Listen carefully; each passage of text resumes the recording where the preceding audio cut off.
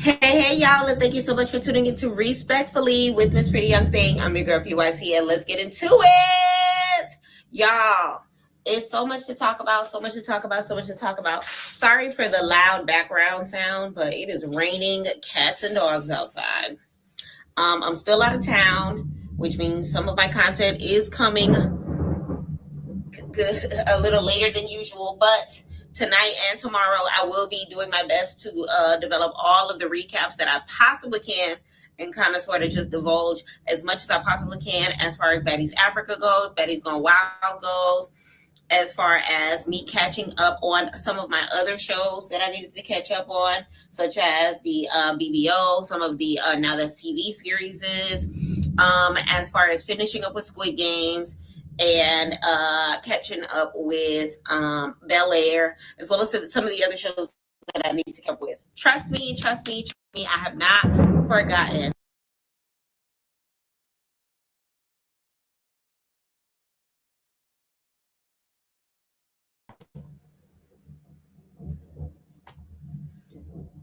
Oh, not the power.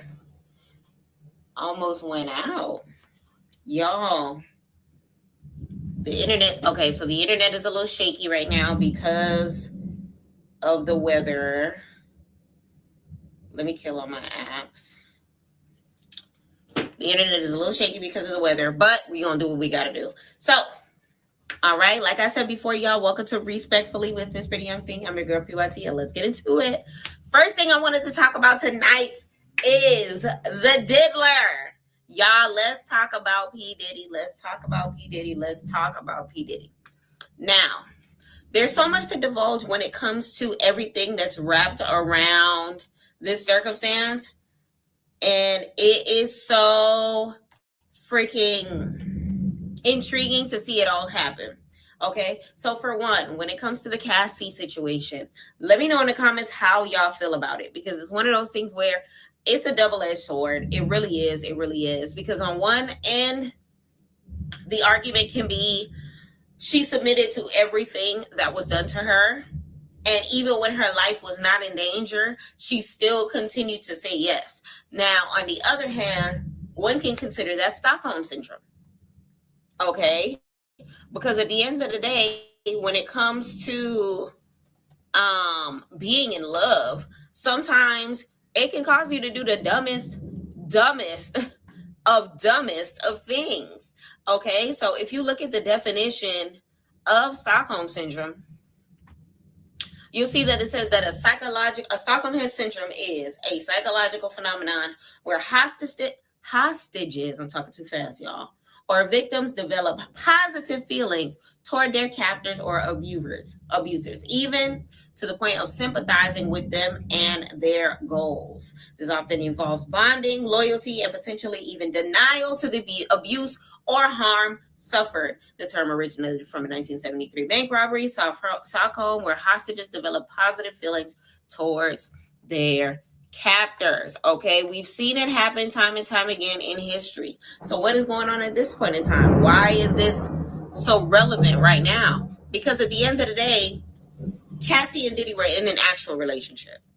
Their bond was thick at that time. She was a teenager when they met, which means she was easily impressionable. He is, I think, 17 years her senior. So it's one of those things where what Diddy wants, Diddy gets. She was succumbing to the madness, abiding by and bowing down to all of his requests, no matter how crazy or whatever the case may be. I know some of the text messages that they showed in court kind of sort of made it seem as if like she was not being held hostage or whatever the case may be. And it doesn't change the fact that, although it started off as a full-blown relationship, it turned into something crazy. You know what I'm saying? Some may say that she wanted that life and would do anything for it. But at the same token, the same way everyone has their limits, she has clearly reached hers. And just because, let me give y'all an example. In the bedroom, right? Some person A and person B are having consensual relations, right? And let's say person B all of a sudden wants to do something that person A has never done. Person A says no. They're already in the act, but person A does not want person B to do something to them. Person B don't give a dang, and person B still pressures them into the circumstance. Person A said no multiple times. Person B is still trying to do that in their face. So it's one of those things where it's just like, at that point in time, is it the big R word? Technically, yes. The same way that just because I'm married to you doesn't mean that every act that we have is consensual. Men can overpower women, and women can overpower men. We've seen it happen before. Just because men, are too masculine or whatever the case may be to admit to it, I know a lot of men that have admitted to a woman or two or three or 10 taking advantage of them. We crazy when we drunk. Come here, bring that here. Like, there's even music that promotes that. So it's one of those things where it's just like, I don't know. So let me know in the comments what y'all think about it. Let me know in the comments what y'all think about it, okay?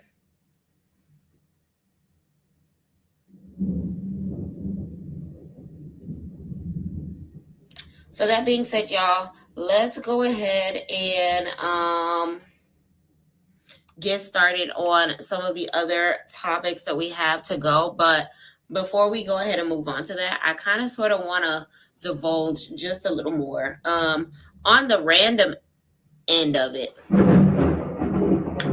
Kid Cudi actually went to the stand for, if I'm not mistaken, and I kind of sort of want to talk about his circumstance as well, and the state of P. Diddy, because he's looking a little crazy and a little sickly, and his age, just a tad. Cassie signed up for it, so she should sit in it. I disagree with that, Rod, because I feel like y'all need to take away the term celebrity, and y'all need to take away the money aspect of it and pretend that it was you or your daughter or your niece or your grandchild. If your daughter or niece or grandchild or sister is in a relationship with a man and they are happy at the beginning, but somewhere down the line, the light is no longer in her eyes, her dignity is gone, her happiness is gone, obviously you are going to think something is wrong, and you're going to pull baby girl to the side and be like, are you okay? She might not admit to it at first, but later on down the line, if she tells you that she is now a part of something that she did not expect to be a part of, or things started off one way and now she no longer wants it, are you going to sell her, well, you dug your grave, so you got to lay in it? No, you're not. So what makes Cassie any different?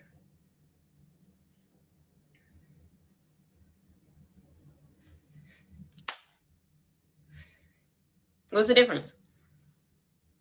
What's the difference between Cassie and your daughter or niece or sister or cousin or mama?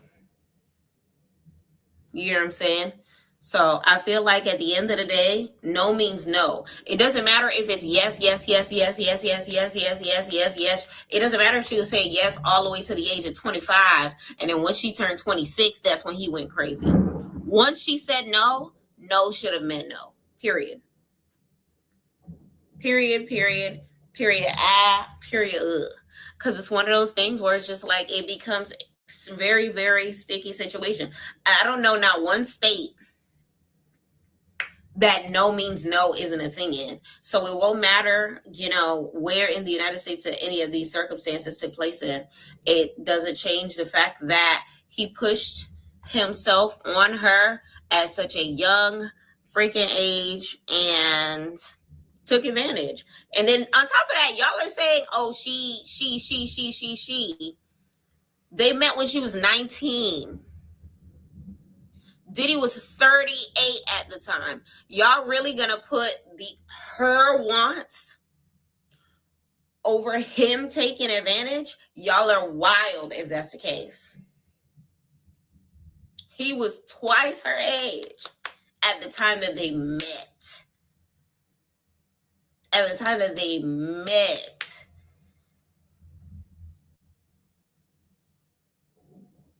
I'm sorry. Because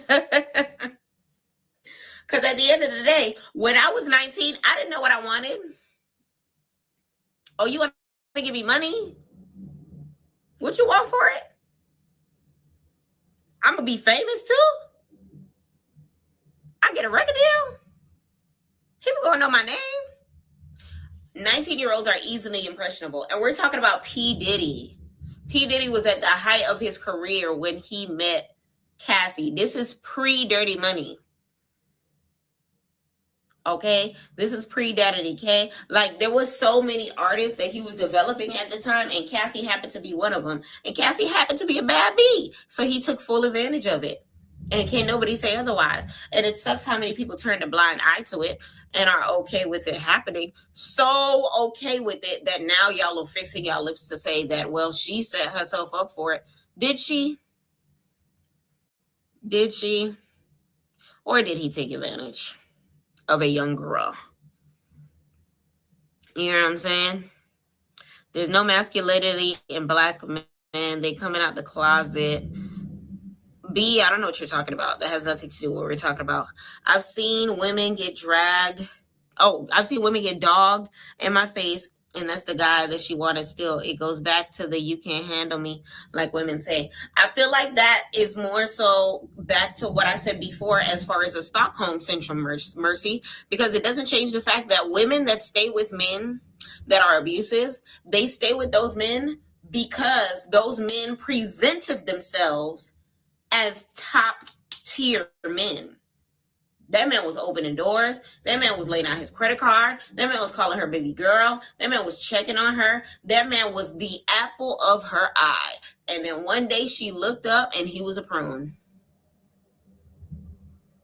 And just like all women, he'll change. He'll become the man that I want him to be again. She's still in love with the fantasy that she thought he was, and is still staying with him and praying for the day that he becomes that again.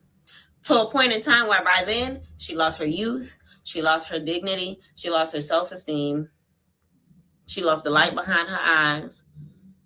She wasted her time. Because our biological clock is not waiting for us. Y'all can have kids till y'all 75 years old.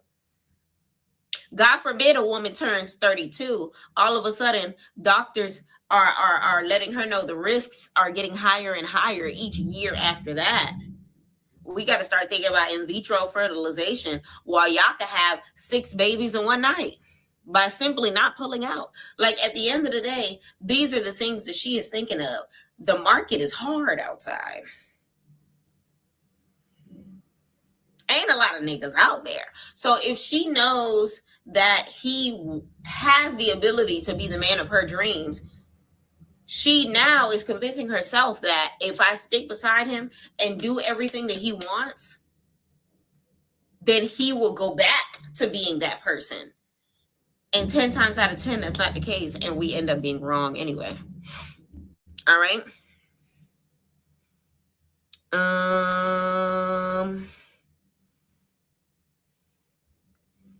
Let me see. Y'all was in high school effing the dope boys. Who's y'all? I was in high school earning my diploma. I dated high schoolers. We talked about this in my stream before.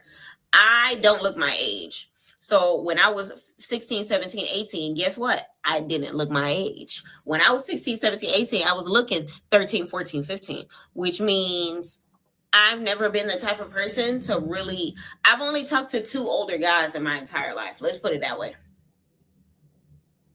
Because I've always felt like it looks weird with my young whippersnapper looking self to be next to a Hugh Hefner.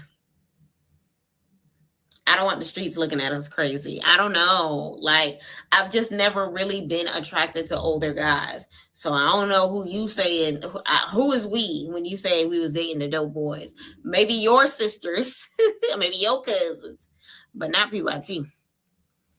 Okay? I want you to come up with 1,000 excuses for a no good guy. We all got excuses and reasons. Mercy, what are you talking about? But either or, I feel like there's so many layers to it. Now let's add the second layer. The second layer is Kid Cudi. Now, the way Cassie said it, Kid Cudi, as well as herself, were in a relationship. All right. And it was at a time that P. Diddy was seeing other people. Let's put it that way. So I guess he had his eyes on other women and was doing other things with other women. Cassie, I guess, thought that she was the only one. And by the time she realized that she wasn't the only one, she started doing her thug thizzle. Okay. So that being said, by this point in time, she starts dating Kid Cudi. I guess P. Diddy catches wind of her dating Kid Cudi, and it instantly becomes a problem. So then by that time, Kid Cudi's well-being was in danger because he found out where he lived. And I know y'all remember back in the day, like a couple years back, where, not a couple years back, but more like 5-6 years back, Kid Cudi's car caught on fire. Now, Black people be exaggerating because when I heard the story, I heard Kid Cudi's car blew up. But according to, the files in the courtroom, his car had caught on fire or whatever the case may be. So that being said, I feel like at this point in time, this is Kid Cudi. Not this is Kid Cudi. This is P. Diddy showing what he is capable of. And what I mean by that is he is now inserting his power. He is now putting someone else's life in danger and showing her that if you try to find happiness outside of me, I will snatch them up.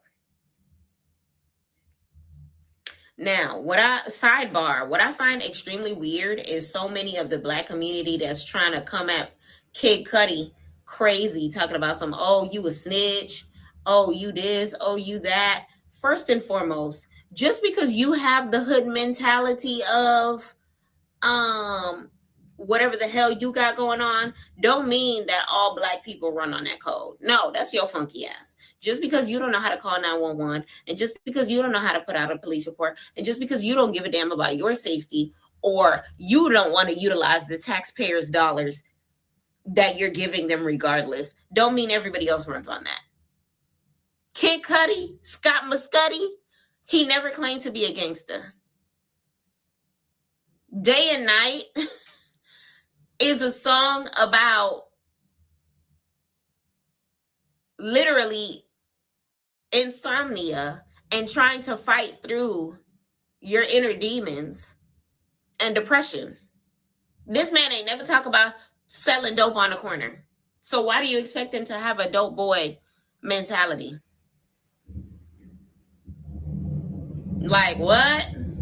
Soundtrack to my life. I got some issues that nobody can see, and all of these emotions are pouring out on me. This man ain't never talk about drugs. This man ain't on he's not on that fake Drake type tip where he's rapping about stuff that he's never experiences. He's from what? Shaker Heights, which is a hood in Cleveland, Ohio. And he probably been through some things, but he doesn't make those things the highlight of his life. And y'all over here trying to make it seem like this man ain't allowed to testify in court. This man tried to kill him. This man literally tried to kill him. Melted the roof of his car. I didn't even know car roofs can melt. Okay, until I seen that car. So it's one of those things where Black people, shut up. Shut up. Shut up. Because it was extremely weird when I seen so many people talking about some, Kid Cudi ain't ish. What do you mean? Shut up. Shut the hell up.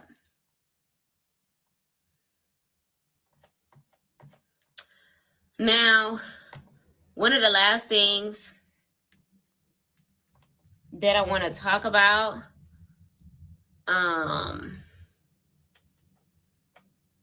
Let me see. When it comes to everything, is P. Diddy's state. Because they done took away his fountain of youth, y'all. They done took away this man's fountain of youth. And what I mean by that, I'm about to show y'all in a second. Because when I seen pictures of this man in jail, I was like, oh no. Is that Sean? Puffy? Like, huh? I'm trying to find a picture, y'all.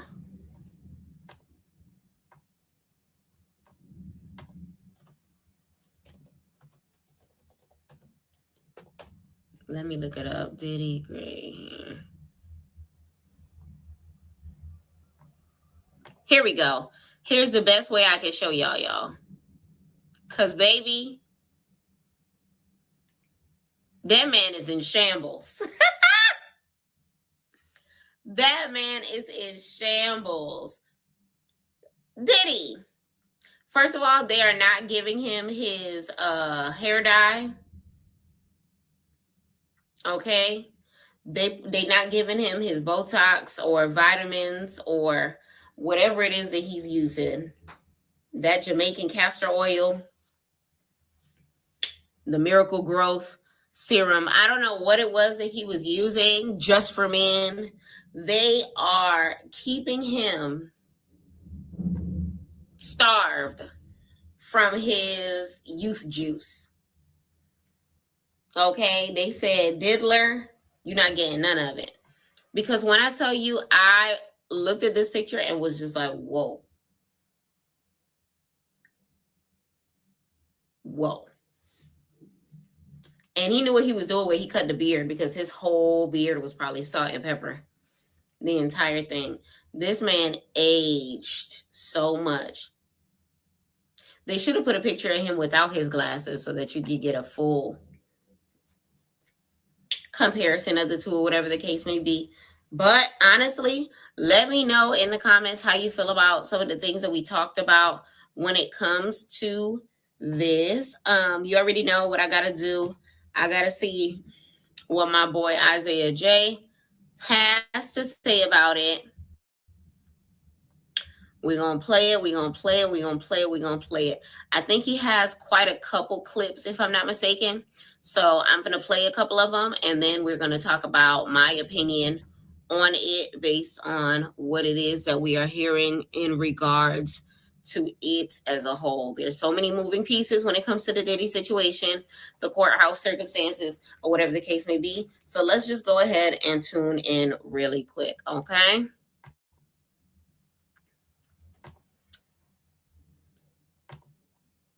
We say we listen and we don't judge, but baby, court is in session, okay? This Diddy and Cassie trial is insane, and we still at the beginning. And what's really bothering me is the people saying, well, why didn't Cassie leave? Obviously, she was scared for her life. Are y'all dumb? And let me say allegedly, because I don't have time, but Diddy was going to make her do this stuff, whether she wanted to or not, willingly or unwillingly.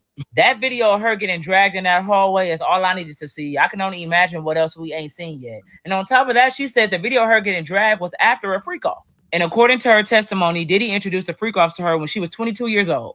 And she said she was nervous and confused when he mentioned the idea to her about the freak-offs, but she loved that man. But she also felt like she could not say no to him because he ran everything that she did, and she didn't know what no could turn into, which later turned into violence and blackmail. And Cassie said the freak off basically became a job for her. And the longest one that she was a part of went on for 4 days straight. Like, damn, do you ever turn the freak off? Damn. And those sessions left her needing to recover from dehydration, fatigue, and drug use. And I bet if you go on 4 days freaky frogging, that's not even a frog. That's a flamingo. Freaky flamingo. Cassie said as time went on, he became more and more controlling. If she made the wrong face, she would get hit in the face. If she missed the call, he would keep calling. Security would call. His team would keep calling her until she answered the phone. Cassie's music career was non-existent because of the freak off. She said that was her job. And so anytime that she had to herself was for recovery and just for her to feel normal again because she was always doing that. He also was 17 years older than her. So she said she was inexperienced and that everything that she kind of knew, he taught her. Then Cassie brought up an incident where Diddy went to go confront Suge Knight. They was having a freak off in Los Angeles and he left her there.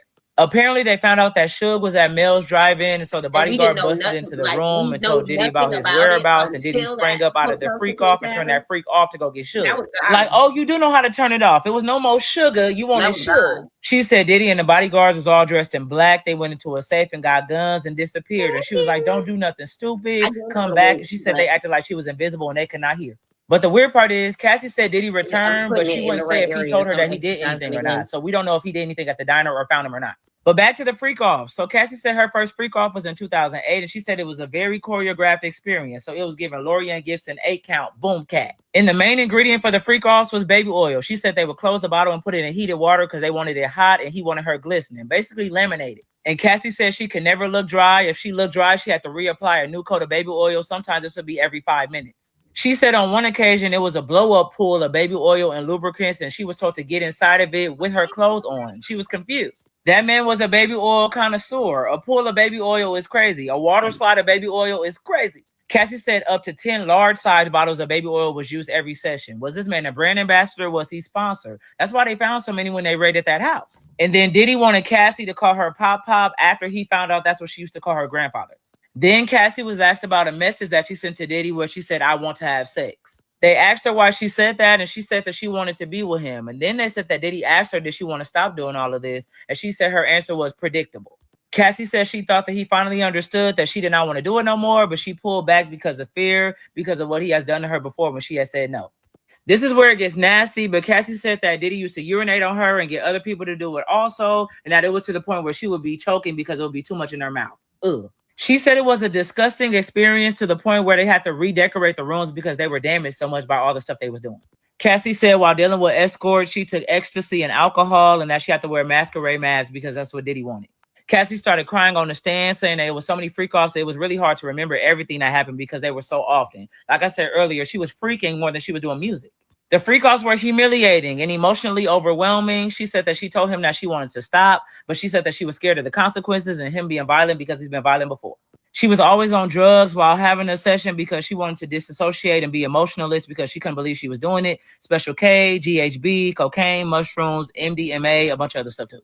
And this is nasty too, but she said that she would vomit sometimes because of the drugs and he did not care about the vomit. He wanted her to keep going. And that once the people were done finishing, that he would want it on his nipples and make her put it on it. Sometimes Diddy wasn't even there. He was watching through FaceTime and then would try and send the video to her phone and she would delete it immediately because she never wanted to see it. And this was a part of the blackmail that she was scared of.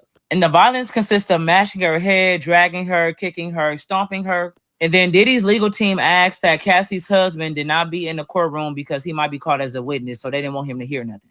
But my thing is, all your kids is there, so why he can't be there? Come on now. And she on the stand dealing with all of this and pregnant. So the least y'all could do is let her husband, the father of the child, be in the room.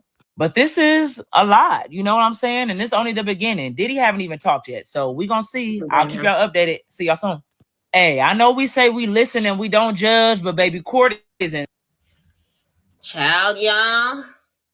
So that's the first video I wanted to show y'all. Y'all see how Cassie was able to basically admit that she did love him, but she was in fear of him at the same time. Now, a lot of people are stuck on the fact that, oh, he sees it's fame and fortune or whatever the case may be. Y'all are basically stating the obvious. It is easy to manipulate when you are famous and have money. Y'all have the evidence right in your hands about how he got her into that circumstance in the first place. That girl is pretty as hell. She can have any man that she can, and she settled for him. I've never heard anybody in my life say P. Diddy is so fine. I've never heard that before in my life. That man is not attractive. And y'all think that Cassie settled for him? No. Lifestyle of the rich and famous. He promised her things. Y'all, did y'all see her record deal?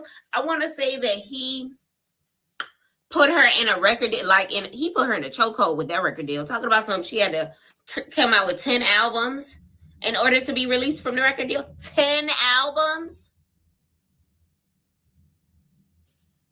Let me Google it. Cassie Bad Boy record deal. Let me see something.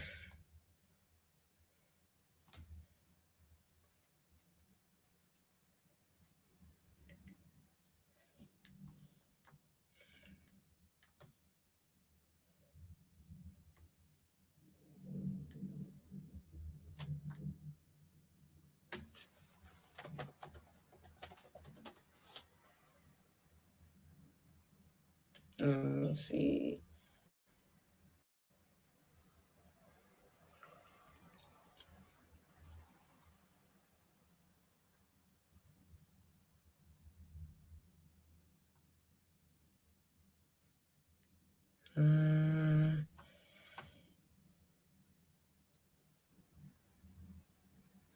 Here it is.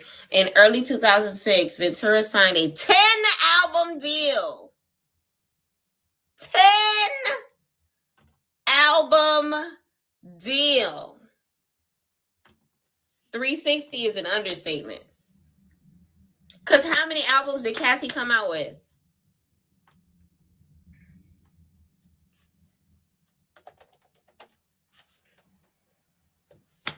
Ciao. Under Bad Boy, she came out with one.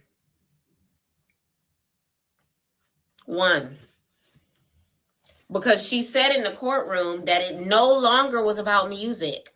That he basically made it her job and her duty to please.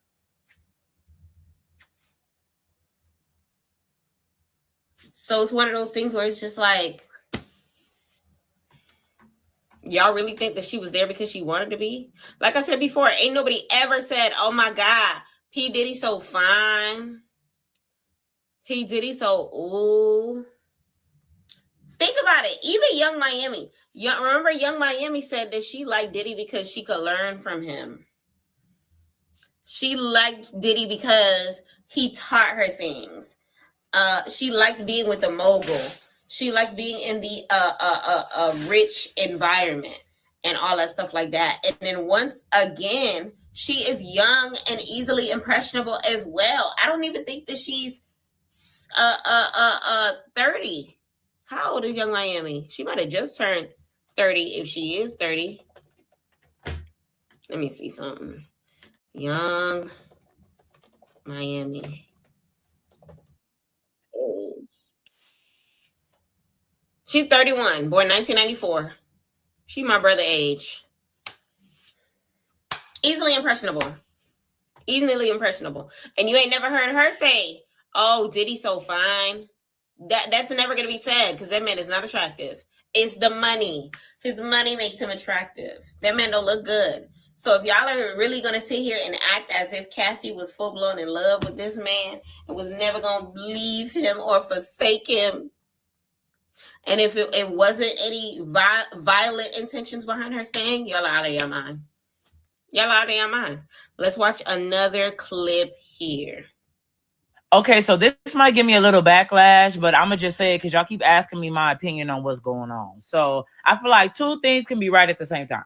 I feel like, yes, Cassie is a victim of domestic violence. Diddy was definitely putting his hands on her and stomping her, and whatever we saw in that video was definitely happening. And I feel like she definitely feared him to the point where she was doing stuff just so she wouldn't get hit or get hurt. But on the other hand, and y'all might not like this, and it took me a while to realize this too, but I feel like Cassie was a part of some of this stuff and sometimes initiating it, even with text messages, because she wanted to make that man happy. And how do you make Diddy happy? By being a freaky flamingo.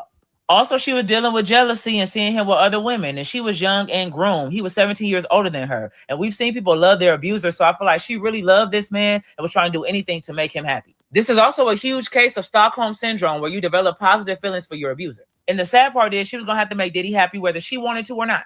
And this is where the problem comes in at. When her consent was not there and she said no, and she still was forced to do it and was getting beat because she said no, that's the problem. But we have to hold Cassie accountable, y'all, just a little bit, whether she was mind controlled or not. We have to.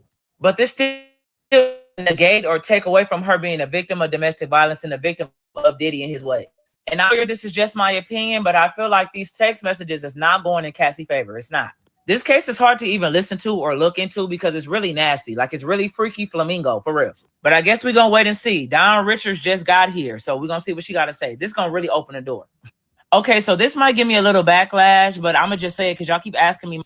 So, yes, apparently Dawn from Daddy Kane was supposed to speak on it as well. I don't think she ended up testifying. I know she wanted to. Did she end up testifying? I don't think so. But he definitely touched on what I said before as far as the Stockholm Syndrome. He definitely touched on a couple different things when it came to that.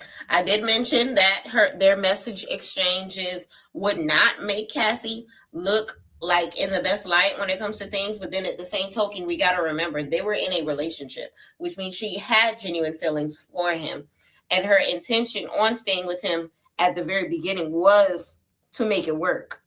And then she got introduced to that. They met when she was 19.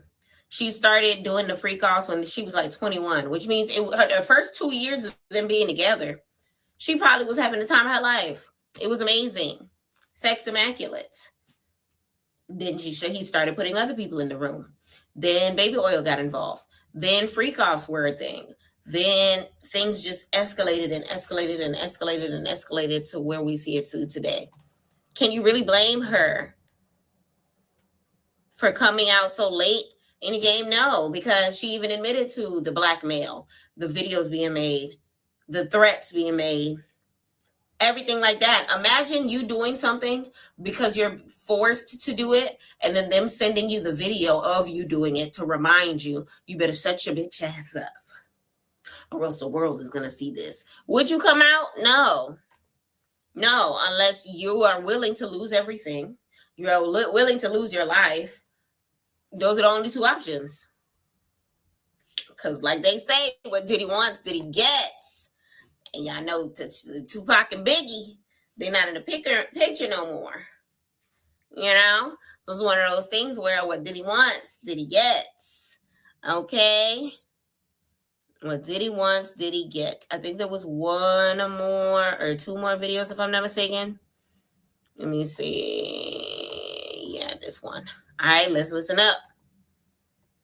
Okay, so Kid Cudi went to testify today for the Diddy trials, and I see people online calling this man a snitch. And if you calling him a snitch, you are a kid. No, Cudi, at this point. This man is not a gangbanger. The song Day and Night is not about him gangbanging day and night, whoop-de-whoop. It's not none of that.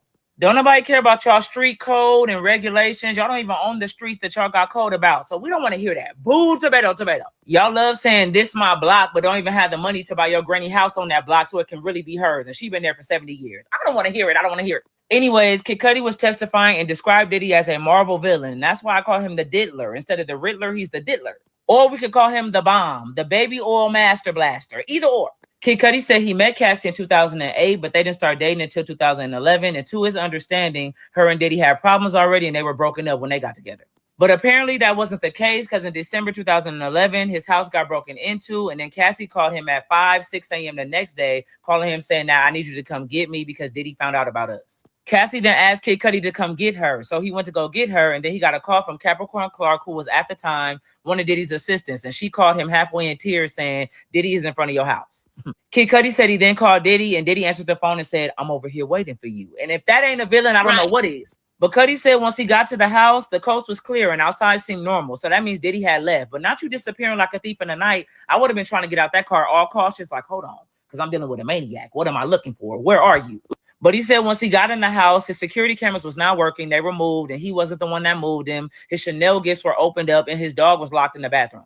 Kid Cudi said he then called Diddy back, and the energy was, "I want to fight you. I'm looking for you." And Diddy said, "I'm on my way." But then Kid Cudi called the police because he said he didn't know who he was with, who he was bringing, et cetera, et cetera. So all of that was December 2011. In January 2012, Kid Cudi's dog watcher called him while he was 45 minutes away from the house, saying that your car was on fire. And here are some of the pictures of Kid Cudi's car after the fire, and they turned that man's car into a fiery furnace. Look at the hole at the top of the car. That's crazy. But apparently a Molotov cocktail was thrown at the car, and that's usually a bottle filled with flammable liquid that hits on impact.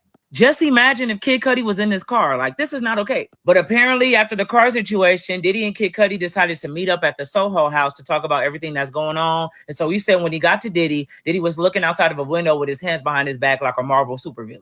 Kid Cudi testified and said him and Diddy were having a conversation about their two relationships with Cassie, and he was confused because Cassie said she wasn't with Diddy, but the timelines were not matching up. And while Brian Steele was cross-examining Kid Cudi, he asked him, do you feel like you and Diddy were played by Cassie? And he said yes. Then Kid Cudi asked him about his car, saying, so what we about to do about my car? And he said, I don't know what happened to your Porsche. You a liar. It ain't just no coincidence that a little bit of time after you was at that man's house telling him, I'm waiting for you to get over here, that his car get blew up and turned into a Hot Wheels commercial. Ain't no way. Hang it up, flat screen, please. Pull the lever. But they also don't have proof that Diddy was the one that blew up the car. They don't.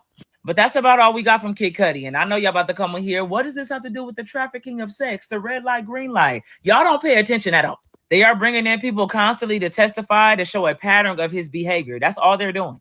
And this trial going to be going on for a minute because there's so many other victims that want to talk. So we're going to get to that part. Slow your horses. We're still in the beginning stages. Y'all just so ready to get to the traffic part. Y'all need to go be traffic guards. But I'll be back with another update soon when something else happens. I'll see y'all soon. Bye.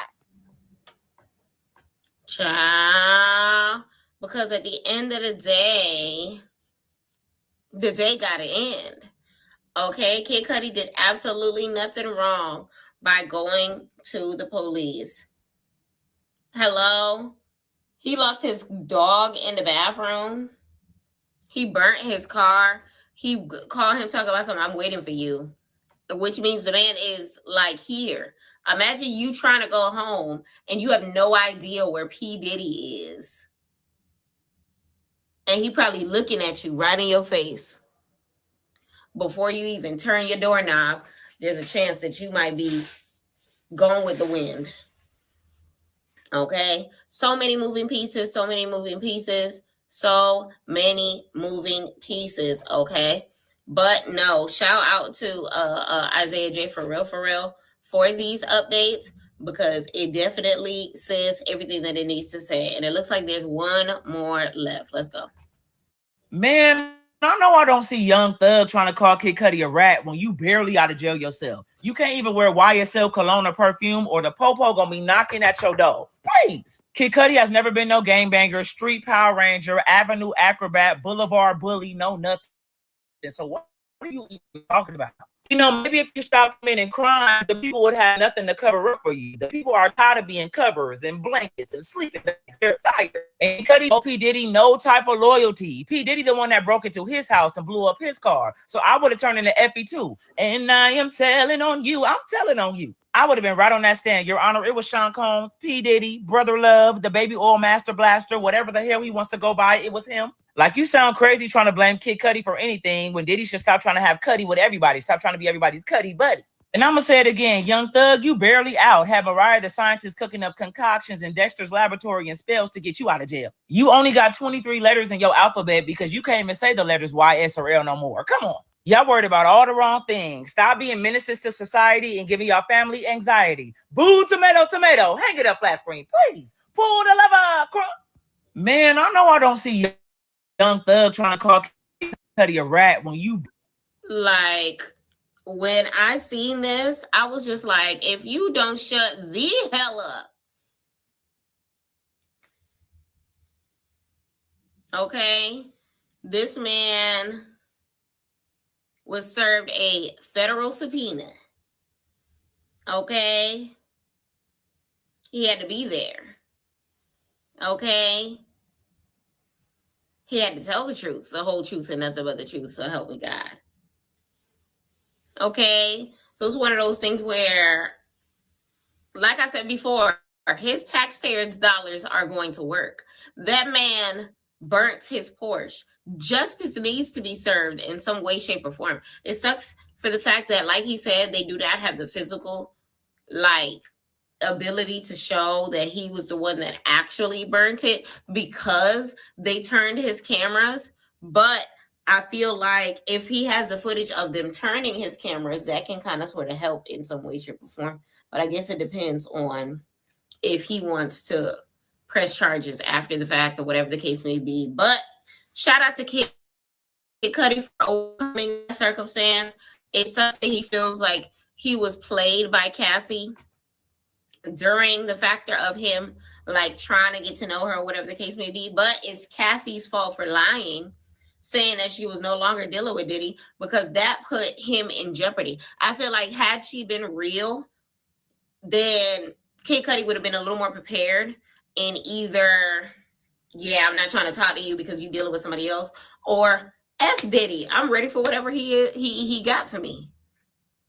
And given that, you know, he's not a thug or anything like that, it's given the former and not the latter. But it doesn't change the fact that once you, Cassie, lied and said, you know, he's no longer a part of my life or whatever the case may be, you set Kid Cudi up. So low-key, Cassie, you owe Kid Cudi a car. Okay, you owe Kid Cudi a car, because the reason why this man came for him in the first place is because you lied. Okay, you see it all the time in the hood. Oh yeah, me and my baby daddy, we don't talk no more. Next thing you know, it a man getting dragged up the street because the baby daddy is trying to fight for the love and affection of his baby mama. No. That's why I don't like talking to men that got kids now, because baby mamas are crazy. And I'm not gonna fight no woman for a child that ain't mine over a nigga who I look like. No, thank you. But let me know in the comments how you feel about the P. Diddy situation. If you are clocking in to the T when it comes to it, let me know who you're looking forward to hearing from when it comes to the testifying people. Okay. And let me know how you feel about Cassie's testimonies as well as Kid Cudi's. Okay, let me know respectfully. All right, y'all, so we're gonna take a quick break. And while we do, y'all get ready. We have a couple more topics to go ahead and talk about when it comes to the pop cultures before we get into the Zeus Network. It looks like the episodes have yet to drop yet, so we got a little time. And while we wait, please do me a favor, like, comment, subscribe, turn those post notifications on, and tell a friend that PYT is in the building, respectfully.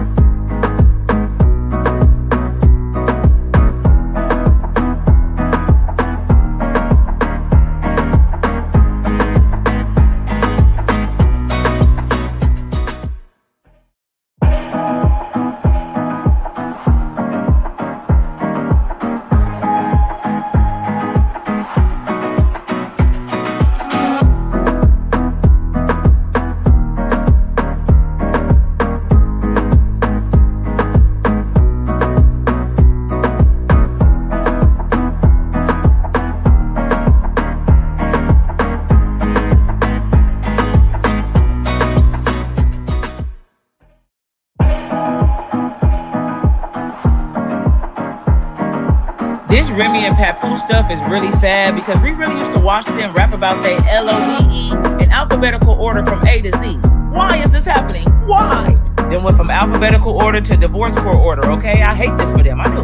And this ain't really nothing new because we already knew that they wasn't together and they already got new boos that look exactly like each other. Remy Ma went and got her a Poose pie and Papoose went and got him a My Remy. But this beef got put in the microwave and reheated up once Clarissa Shields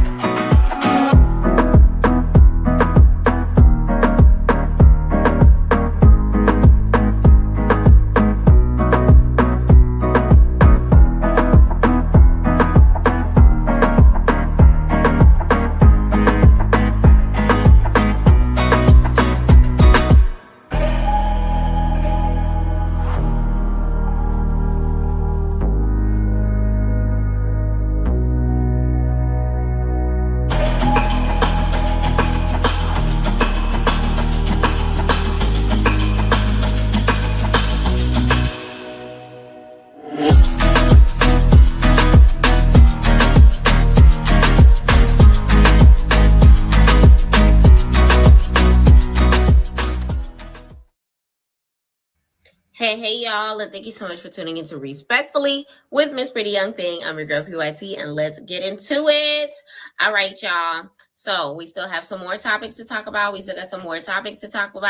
And as we continue on with the day, let's go ahead and talk about Papoose and Remy Ma, okay? So many different things happening.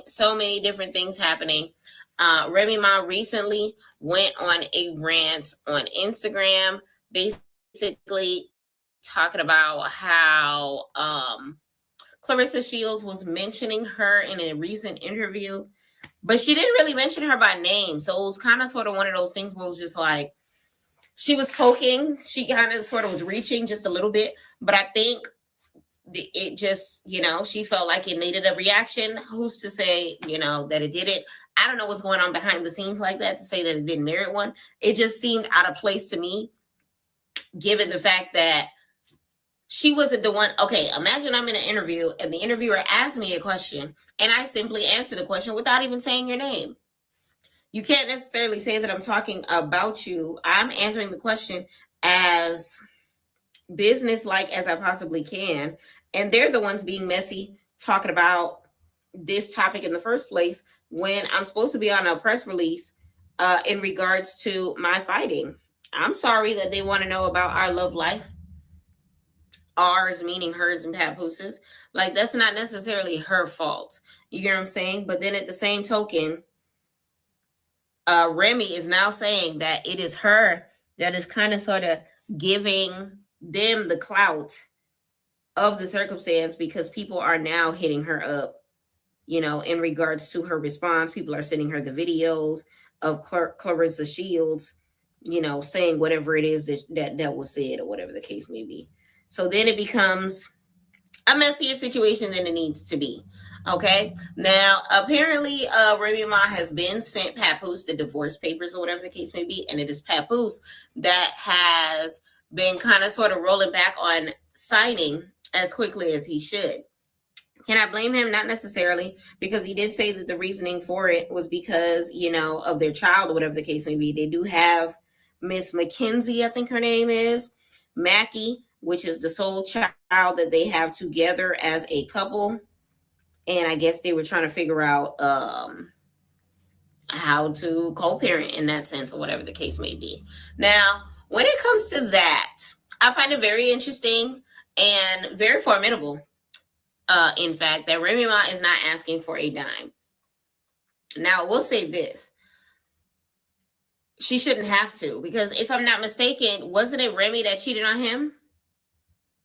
And then Papoose literally just Pap literally just went on with his life and started dating a whole nother woman that kind of sort of just happened to look like she got a bootleg version of him. She cheated on Pap for a cap, and he moved on from Remy for Timmy. Nah, that sounds like a boy name. He left Remy for a Penny. I don't know. Either or, I think it's one of those things where it was just like, I don't know. Now, they're doing the back and forth on the internet thing. Now, we'll say this. Pap has definitely been a person who has held Remy Ma down. Remember, she was in jail for like 9 years. Okay, it was a long time. Mind you, she went to jail for, I think, powing a friend of hers over like $1,000 or something like that. It was a very light amount of money. So it's one of those things where it's just like, girl, that was your friend? $1,000? Sis, like, what is happening? It was a very strange situation. She ended up serving most of it. Papoose, held her down from behind bars or whatever the case may be. It was basically a Yandy and Mandice's thing, except reverse role. Okay, because in this case, the man was holding down while the woman was the one that was locked up. And there's a lot of people that I know that would not even stay for visitation for one day, let alone for years. Okay, this man did not leave New York because he wanted to make sure he was there for every visitation, moment, second, minute, hour. that he could possibly get so that he could spend time with Remy Ma. So for her to even run out on this man, for one, if they did not sign a prenuptial agreement, then she violated the covenant of their marriage, which means you wouldn't get a dime anyway. What is it? The state of New York is where they got married from, right? Which means in the state of New York, if I'm not mistaken, if you violate the terms of your wedding, which, you know, at the end of the day, adultery is a direct violation. What I mean by that is cheating is a direct violation of, you know, the nuptials or whatever the case may be. You done messed up. It's a wrap. You know what I'm saying? So it wouldn't make any sense to me why she would think that it's a flex if she's not asking for anything. Because if you ask for something, more than likely the judge would deny it. Y'all get what I'm saying? So that being said, look at Pap on the internet having to fend for himself once again. So now she's over here running, calling him a bozo, telling them to keep her name out of her mouth or whatever the case may be. And it's kind of sort of just blowing into a situation that is not out of all sorts of proportion because of the simple fact that she's the one that's saying whatever the case may be. And now Remy is saying that, oh, you still want me or whatever the case may be. And you still trying to get me. And he's just like, oh, wait, I lied. Papoose is the one that said that Remy had called and tried to get with him. And Remy came on live showing all the receipts on how all the conversations have been extremely transactional, whatever the case may be. She's waiting for him to do his thing. But I guess he was the one that was like kind of sort of not trying to go back and forth with paperwork, whatever the case may be. And at first, she was like doing some stuff that made it seem like, wow, like Remy's right. She is keeping the business with him. He didn't try to whatever the case may be. But you can't believe these New York folk, okay? When it comes to New York people, it's always a back road. This man said you called him, Remy. Why are you showing us text messages to prove that you did not call him to get back with him? Yeah, I'm going to play this video from the very beginning. Of course, it's an Isaiah J drop. But I want to see what y'all think about the manner when it comes to Papoose versus Remy Ma. Okay. Focus. And they know this Remy and Papoose stuff is really sad because we really used to watch them rap about their LOVE in alphabetical order from A to Z. Why is this happening? Why? Then went from alphabetical order to divorce court order. Okay, I hate this for them. I do. And this ain't really nothing new because we already knew that they wasn't together and they already got new boos that look exactly like each other. Remy Ma went and got her a Poose pie and Papoose went and got him a My Remy. But this beef got put in the microwave and reheated up once Clarissa Shields went on the Breakfast Club and addressed the elephant in the room about Remy Ma. And it really wasn't nothing bad. She didn't say nothing bad. Women are women. I don't know what else to say. Like I don't have any ill will toward any women. And I don't have any ill will toward her. You know so y'all haven't spoke or nah? No, I mean she made her post and whatever, and that was about it. But like I said, women are women. They're very emotional creatures. You know what I'm saying? And I think that was just I don't know what it was. I don't know if it was emotions or I don't know what it was because I don't know her and she don't know me. And to me, she didn't even say nothing. She just said there's no ill will between them and women is going to be women. That's all she said. But Remy Ma said, don't mention me at all. And she had a problem with that. I don't care who brought up what.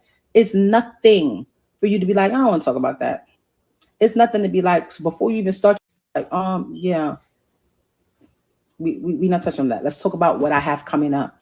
If that's really the case. But then Remy Ma continues and says she's tired of waiting on Papoose to sign these divorce papers. What's taking so long? Are you broke? Do you need my lawyer? What is it? Married in 2008. That's not who this is now. Now he's a wife. Listen, this is what I would like.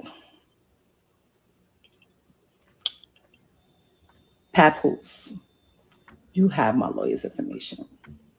If you can't afford to retain a lawyer, since your lawyer that the number you gave us has not been retained yet, I told you I'll paper it. If somebody over there that loves you wants to paper it, great. That will make me happy.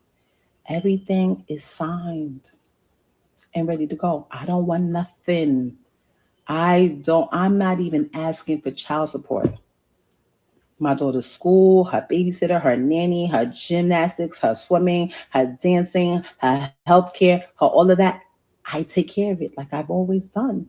And so then Papoose came back and showed an email of him filing for divorce during the confirmation paying. But what's crazy is it said file date May 22nd, 2025. That was yesterday, sir. But Papoose said this was so easy to file for divorce. Why hasn't she done it? Pump faking. The only reason I haven't filed previously is for the sake of my daughter. She has to go to school. When two individuals behave like civilized adults, you can get a divorce peacefully, privately. And that was my intentions. But when a person wants to be bitter and clout chase, it turns into a circus, which can lead to an embarrassment for my child. You just lied for an hour straight, but actions speak louder than lies. You just called me yesterday trying to get back with me. And I said, no. And after he said that, it got all bad. Remy Ma called that man a liar, showed that he stored her phone as bozo, showed text messages saying that she don't want to be with him and he be on her line, saying that his stuff been at her house for 6 months, waiting for him to pick it up, a bunch of other stuff too. Because I've been sitting by my phone all day because I know you can't take that L. You can't take the public people not on your. You can't take that, right? Every time you come up, mentions me, says anything, or do anything that I don't like, every time your current come up situation, I'ma drag you.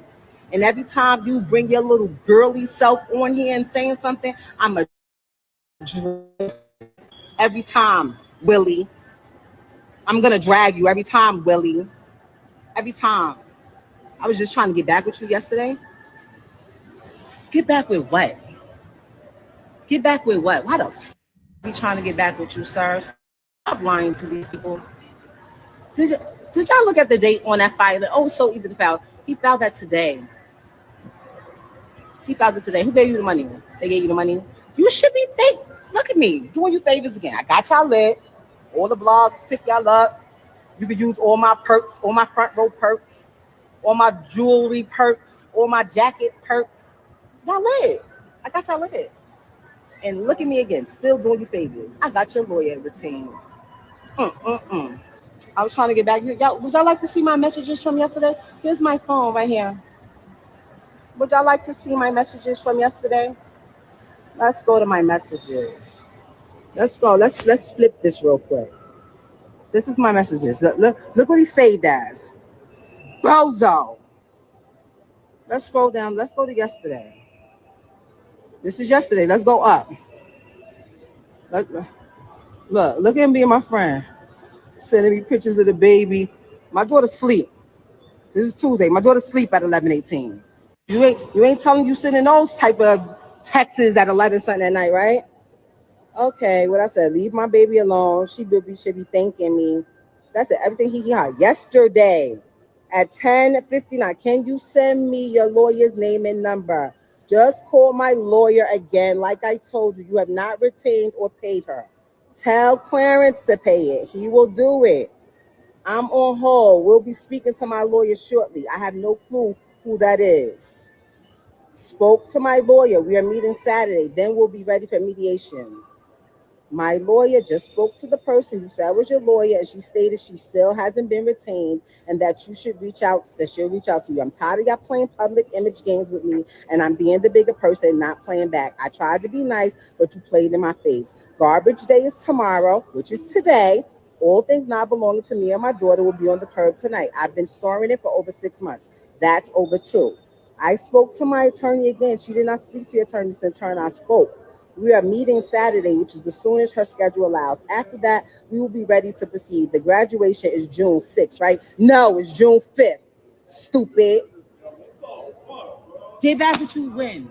Then Remy Ma posted a pawn shop receipt and said, too many lies to refute, but let's start with this one. Papoose, why were you in the pawn shop 6 months ago? Did you ever go pick it up? You had to your birthday to get it out. Why can't I find my Cartier bracelet? Sidebar, but wait, there's more. I'll get to those when I get home. Then we also find out that Papoose said that he wrote 90% of Remy Ma's bars and lyrics in her whole career. Also, she wanted to talk about all of this money talk and all of this and what I don't got and what I got. Since I met her, I have written 90% of the rhymes that came out of her mouth. I can type in any word from one of her songs and her entire rap will come up. The entire verse will come up. I never asked for a penny. I never asked for credit. She was my wife. I didn't want anything from her. I just wanted to see her win.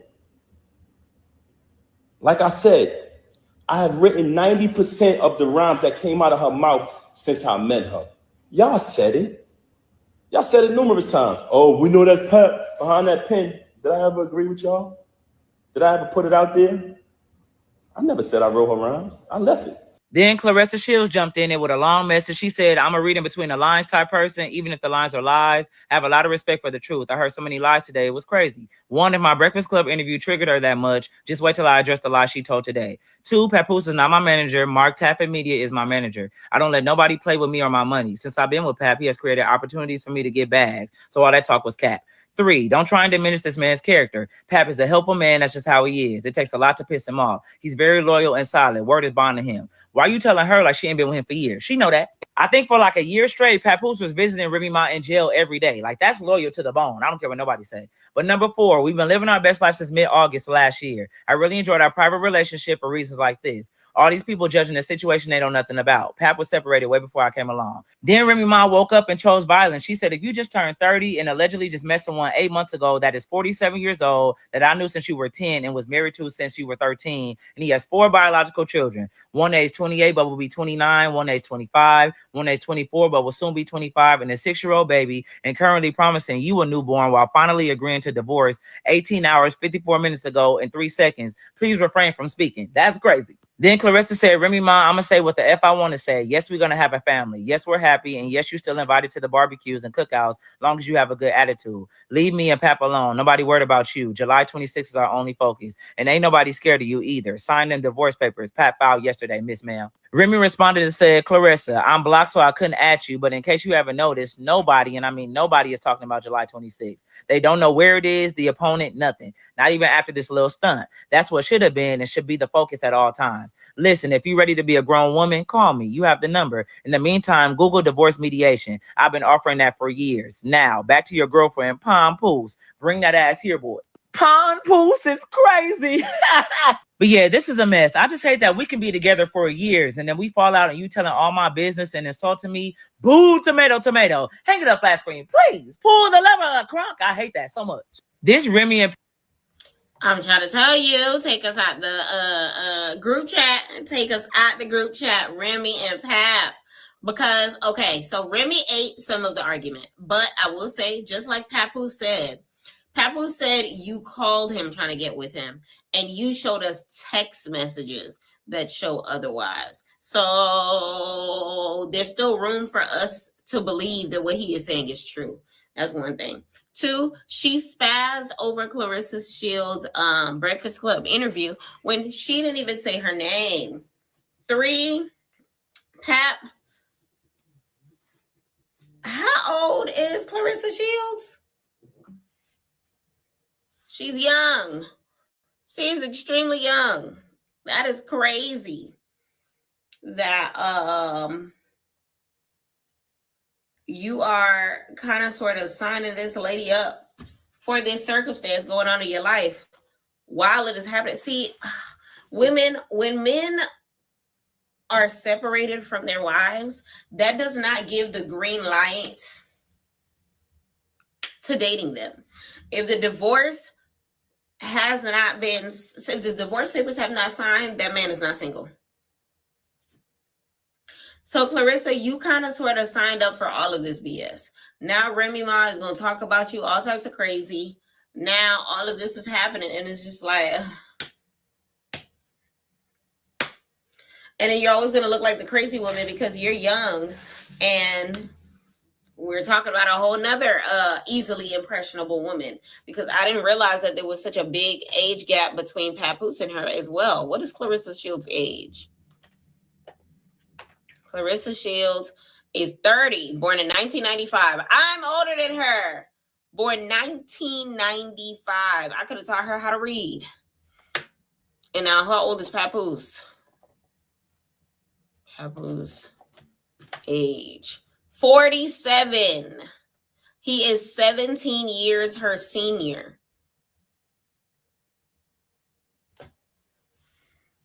"17 years, meaning he could have gave birth to her.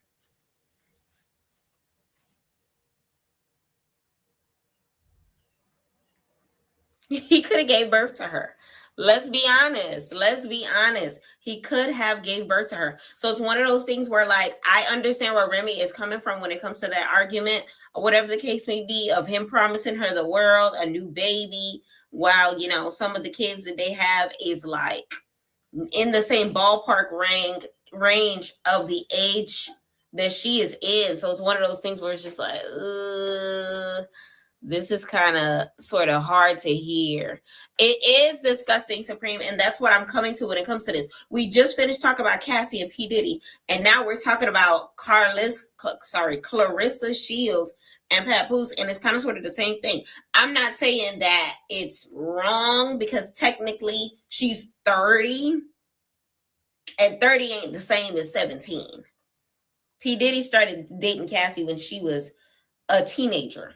Clarissa Shields is a grown woman.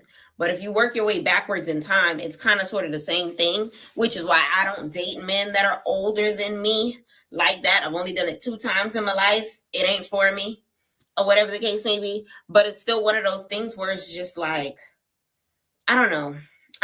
It's hard. But if we focus on the fact of the matter, Remy Ma, you cheated on that man. So how he chooses to move forward from this point forward is none of your business.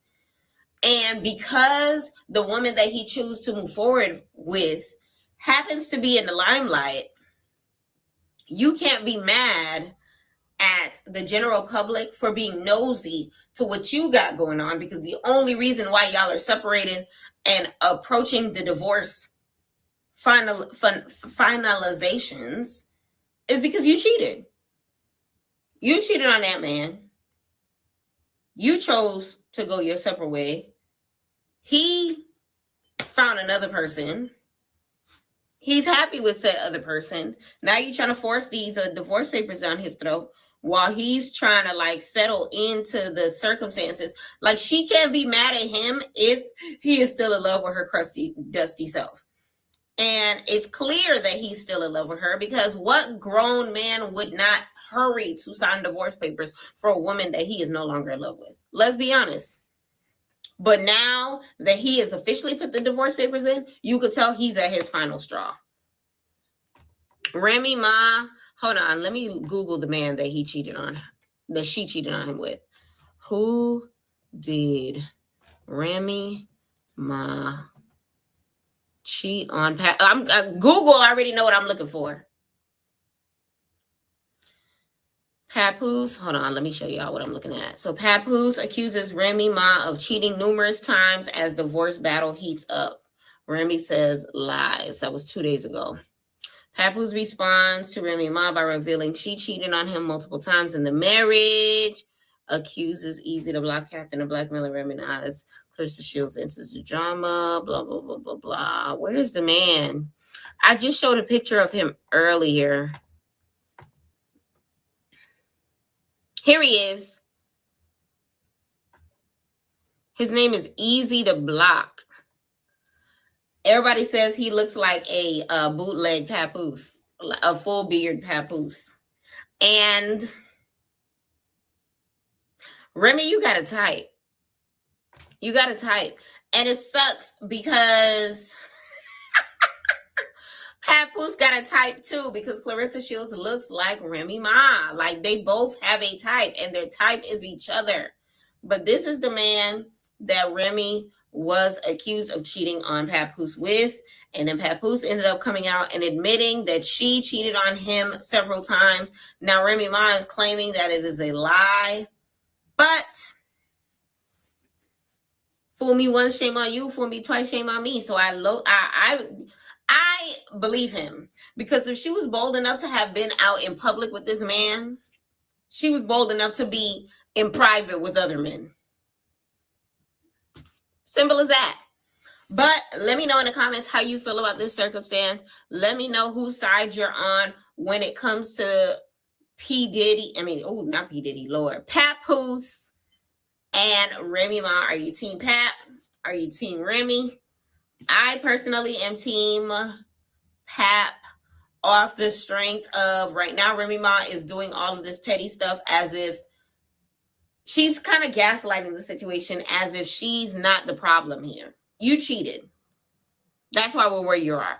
Did you forget that this man went to went to the jailhouse for visitation, perfect attendance to come see your goofy self after you decided to shoot your homegirl over a couple $100? Like, I don't understand how you have the audacity to cheat on this man that literally worshipped the ground that you stood on. Like, I'm not surprised at all that he moved on as quickly as he did, because I feel like we witnessed with our own two eyes on Love and Hip Hop how good of a man that Papoose is. So it's one of those things where any woman who is attracted to Papoose would have hopped on that. He's not physically attracted to me. I need physical and mental. He got me on the mental, but the physical, not so much. But I'm sure that there are plenty of women, including Clarissa Shields, that are interested in him in that way. He would have moved on. He's going to be fine. He's going to be fine. He's going to be fine. He's probably going to have more babies after this. And that's just what it's going to be. Okay? So it is what it is. Now, what I will say is this. It's interesting that Papoose is also throwing in the mix the fact that he wrote, this is his words, allegedly wrote 90% of the rhymes for the albums that Remy dropped. That is an interesting thing to know, especially because a lot of people have been speculating, as he said and mentioned, and rumors have been, circulating for years now, that he was her ghostwriter.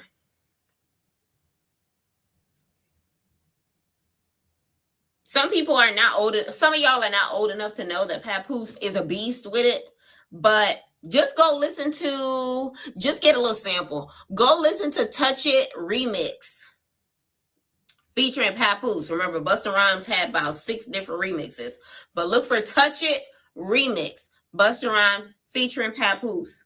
Scroll over to Papoose's verse and just listen to that one little snippet. I can't play it, unfortunately, due to copyright reasons, but go ahead and listen to it and tell me that man is not a lyricist. Now go back and listen to Remy Ma's songs and you be the judge. Let me know in the comments whether or not you feel like Papoose is telling the truth and that he is Remy Ma's ghost writer. Now, when it comes to the whole circumstance as far as the divorce, Papoose did mention that the fact that he took so long to sign divorce papers, get lawyers, and everything in between is because he did not want his daughter to go through the public scrutiny of divorce or whatever the case may be. How old is their child? Hold on. How old? Hold on. Is Remy Ma daughter? Reminisce Mackenzie Mackey. That's what her name was. Reminisce. She's 6 years. She's almost 6.5 years old as of today.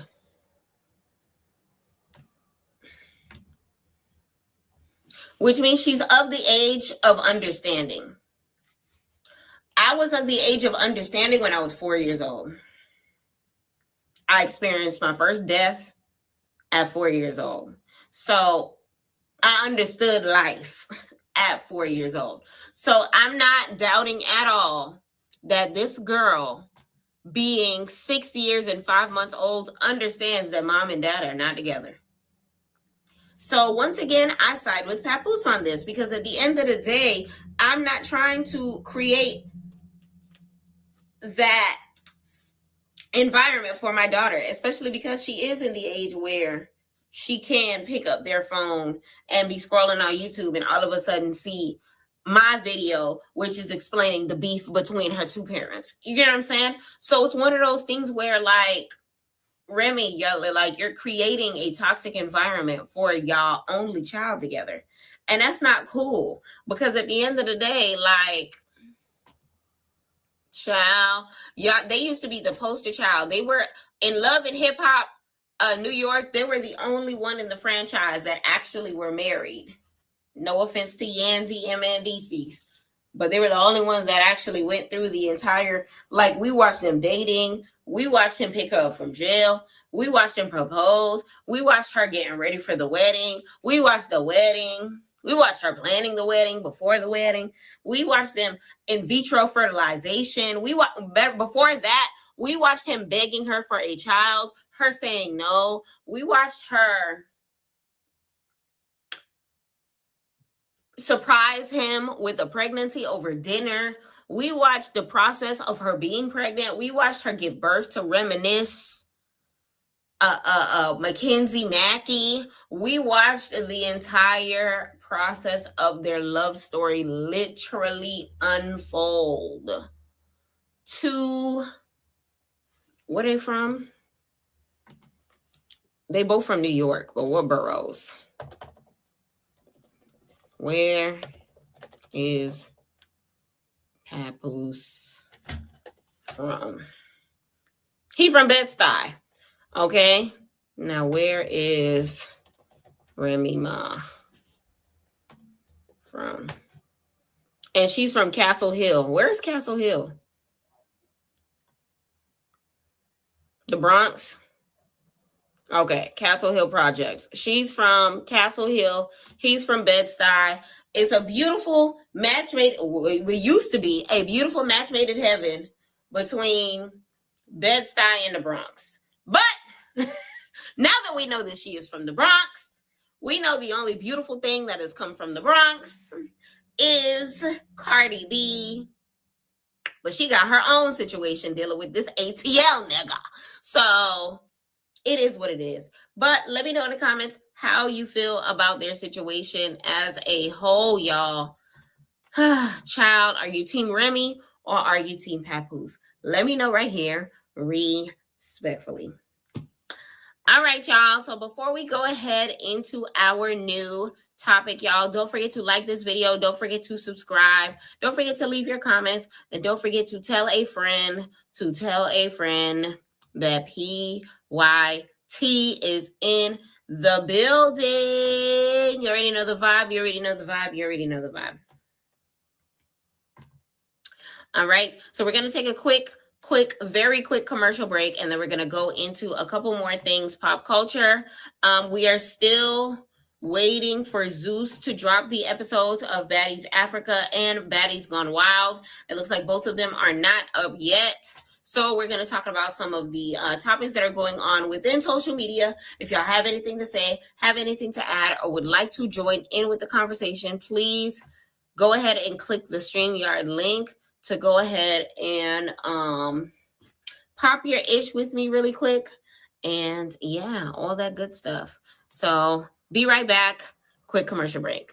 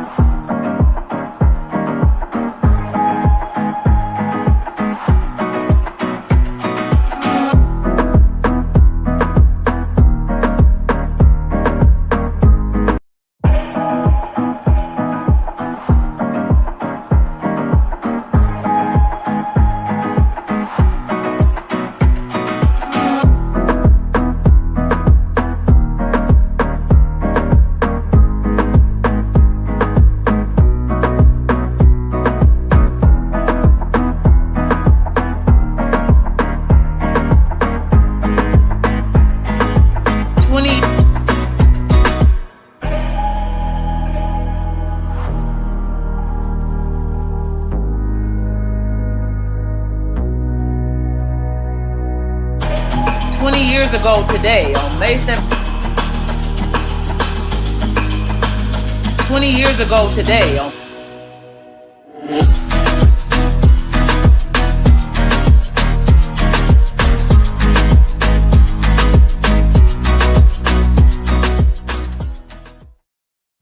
Hey, y'all, we are back, and thank you so much for tuning into Respectfully with Miss Pretty Young Thing. I'm your girl, PYT, and let's get into it, y'all.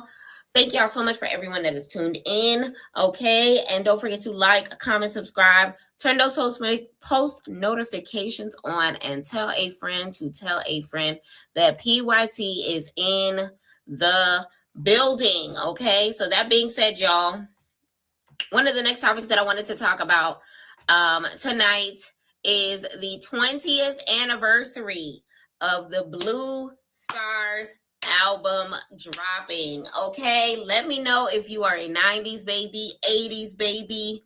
I can't even say early 2000s because yeah, I don't think y'all still ain't of the age to know what the hell is going on when it comes to this. But May 17th, 2005 is when Pretty Ricky dropped the Blue Stars album, y'all. And when I tell you, this album came out when I was in high school, and it was I can't even say was. This is still a bumper. To this day. When I tell you every song can be played back to back to back to back to back to back to back. It's not even a joke. Shorty, will you be my eye? Like when I tell you, even AJ Nothing But a Number, they made that song so magically delicious. Like you would think that was some good stuff that they were spread. That was the gospel that they were spreading. That album can be listened to front to back and side to side. So I definitely want to give a congratulations and a happy birthday to Pretty Ricky's Blue Star album. Let me know in the comments what your favorite song was.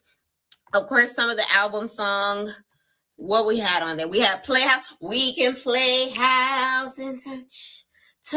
What was next? Your body burning up. Hey, what was next? Grind with me. Relax your now. What else they had? Can I get a little closer, baby? I want to get to know you, lady. You and me is like night and day. When I tell you, you could bump this album and never stop, never let you go. How did I go? Don't want to never let you go. Juicy, can you make it juicy for me? I can make it juicy for you. What else? Call me. Call me. There you go, agent number number. You say it's because of my age, girl, but age ain't nothing but a number. Hey, it ain't nothing but a number, baby. That was my song. I was only 15 when it came out, 14 actually, when it came out, but y'all couldn't tell me nothing. Y'all couldn't tell me an absolute thing. Listen, Supreme, that was my jam, okay? What else they had? They had Grill'em. I don't remember how that went. I'll get you right. I remember that one. Chevy, I don't remember Chevy. Girlfriend, Can't Live Without Me. Shorty, will you be mine? Say, will you be mine? Shorty, will you be mine? Listen, this album, front to back, side to side, left to right. I'm listening to this album tonight. So for anybody that is going to be tuned in to my Meet Me, listen. We bumping Blue Stars. I got new shoes on the ride. Rolling down 95. Hey, we are bumping that album tonight in celebration for the 20th year anniversary. Okay. So one of the other things that we were talking about before, of course, was towards the Remy Ma and Papoose situation. And Supreme said, so I went and listened to Papoose verse on Busta Rhymes' Touch It remix, and I could definitely hear the similarities between his verse and Remy Ma's songs. I'm telling you, Supreme, for real, you can hear it.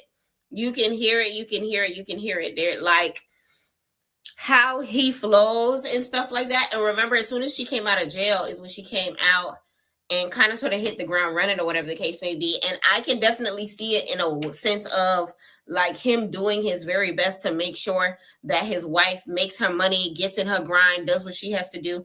And him not asking for a dime simply off the strength of, you are my wife. You are my covenant. I want you to win. And that's the type of nigga that he is. I don't think he ever would have imagined in a million years that this woman would have cheated on him. And he paid her with love all the way through. So it's one of those things where, I don't know, it's a sticky situation. It's a sticky situation for real, for real. But like I said before, child, I'm Team Pap when it comes to it. I'm Team Pap. I'm never going to say that people are perfect. But what I can say is this. Remy cheated. And in America, coming outside of the confinements of a lawful agreement in the form of holy matrimony in the United States, if they divorce you, which Papoose is the one that presented the papers as of like 3 days ago,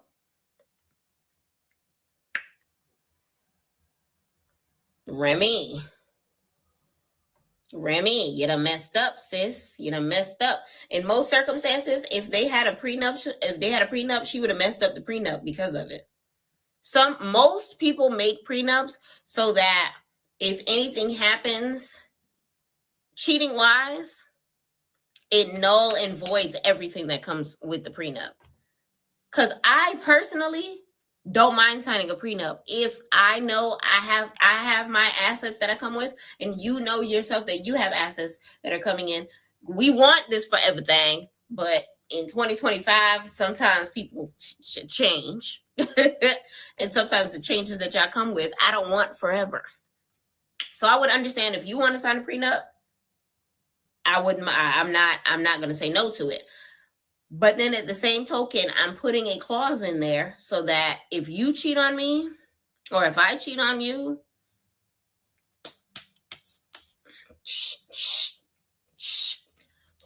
toss it in the air, because at the end of the day, I'm not going to. First of all, I'm milking you dry. You're paying child support. You're paying whatever it is that you need to pay in order to make sure that our situation is straight, because now we're going to go through the court because I am emotionally broken. The court going to have to help me out on this situation because I can't think straight, because every time I look at you, I'm looking at a cheater.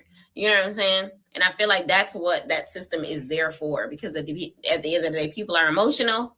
I'll hate you one day and love you the next. But when it comes to cheating, the court is unforgiving, and so am I. All right. He truly valued their marriage as a partnership, and I believe he compromised a hell of a lot for her. Years of going to the jailhouse, years of not making a dime off of their joint situations as far as music, so that she can make 100% of the money. You know what I'm saying? Like, what? I don't doubt that they approached Remy Ma about Love and Hip Hop, and Papoose was just like, I bet. Like, anything that she wanted, she got. Like, he spoiled her. He spoiled her. She even said it. She said it a million times that she was spoiled by that man. So it's one of those things where, girl, you messed up a good thing, and now you have the audacity to call the man a bozo like he did something wrong. Crazy. Crazy to me. Crazy to me. Crazy to me.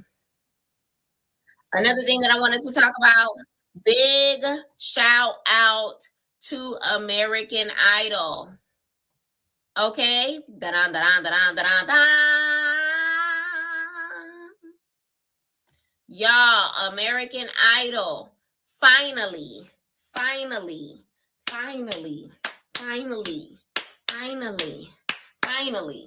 got a black man. The last black man that they had was what? Ruben Studdard? What? It's been a long time. It's been a long time. This young man, I think his name is Jamal. What's his name? Jamal Roberts. Jamal Roberts just won at American Idol. And respectfully, y'all, His voice gives me goosebumps. Let me see if I can find some clips. Let me see. Let's go ahead and play this, and y'all will be able to hear some clips of his voice. Tune in. To win this season of American Idol, but Jamal Roberts. It's clear. It's really not even close. Since that man opened his mouth on this video was made before he won, y'all, so keep that in mind. The show has been nothing but greatness every time. I can show you.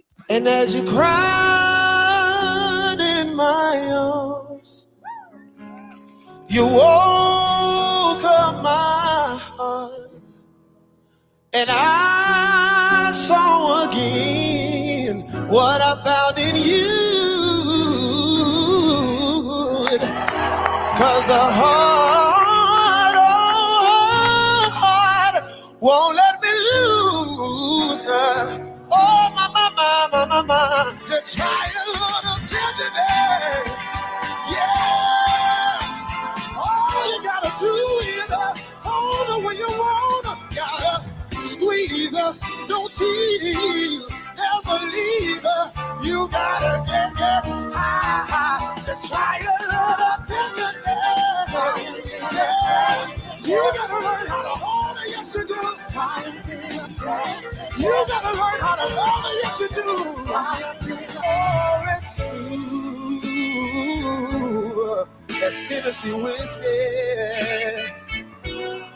You're as sweet, sweet as strawberry wine.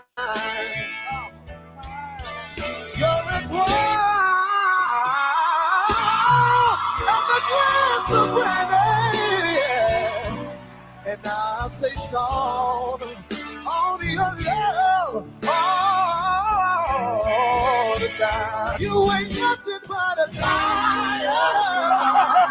Yes, I walk right out the fire. Yeah, you try to keep me down, try to put me under the ground, but I'm only going higher. I can feel you in my head, in my bed when I'm dreaming. You wanna be my friend, but you're going slow. And heal.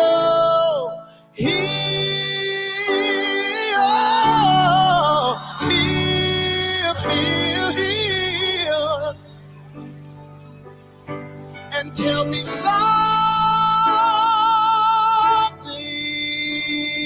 last.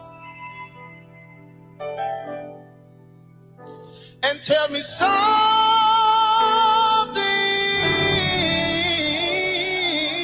man. And tell me something. Tell me something less. And if you ever leave me, I don't want nobody else. You know you make me want a little bit something now, little bit something now, little bit something now, little bit something now, little bit louder now, little bit louder now, little bit louder now, little bit louder now. Hey, I want you to go so bad. You so happy, you made me cry. Took the lonely and took me for a ride, and I wanna. You stole my heart now, I want it back. I'm starting to see everything you like. Girl, you blew it, you put me through it. I want it.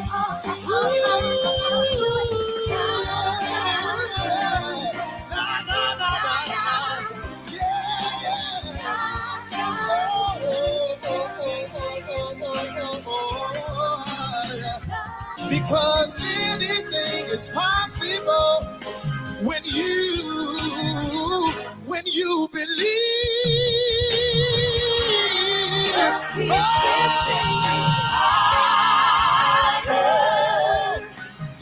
keep lifting me higher. Lord, keep lifting me higher, higher. I waited all my life for this moment to arrive. And finally,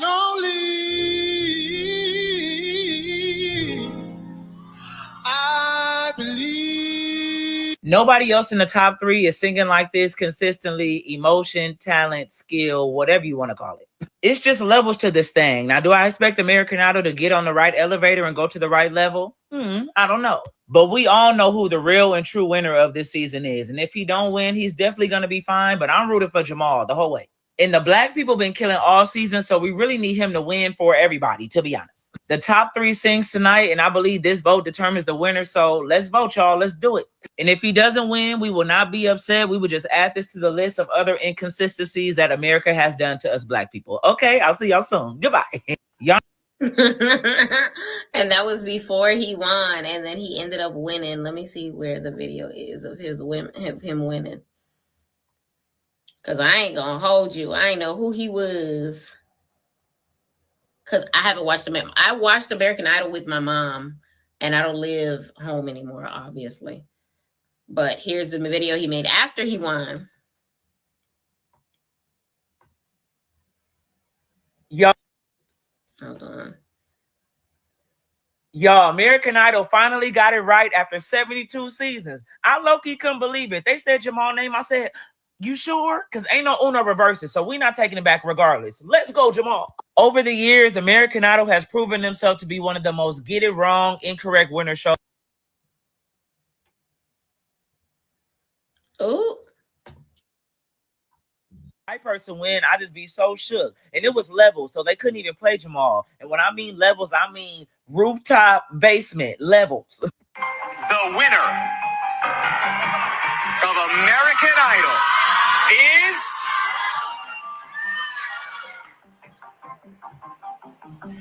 Come on, Ryan. Jamal Roberts. Let's go! Let's go! Yeah. Pow, pow, pow. Yeah. Too fire, too. Yeah. Congratulations, Jamal. Congratulations to you. Yeah, mama. Yeah. Everybody. With the increased performance. And shout out to us, y'all, because I ain't voted for nobody on American Idol since Joshua Ledette and Jessica Sanchez. And that season pissed me off. That was my last season of American Idol. When they cheated Jessica and Joshua, pissed. And I ain't been this happy for nobody to win since Fantasia. I'm not gonna lie. And she wrote a message saying, never were you ashamed to call his name. Never did you change your posture. You stayed the same. Keep Yahweh close. Never take your eyes off him. Never sell yourself short for anything that's shiny. Yes, the glitz and the glamour for your reward in heaven will be greater than any on this earth. Stay focused, young man. I'm praying and keeping you covered. Jamal Roberts. Yeah, Tasia. Yeah. And Fantasia wasn't lying, because even in one of Jamal's final performances, he was talking about breaking depression and sickness and restoration. I was raising my hands like, talk about it. We need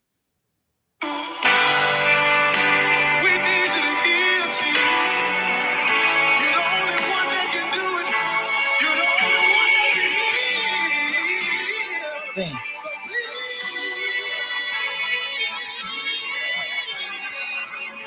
So heal right now. Yeah.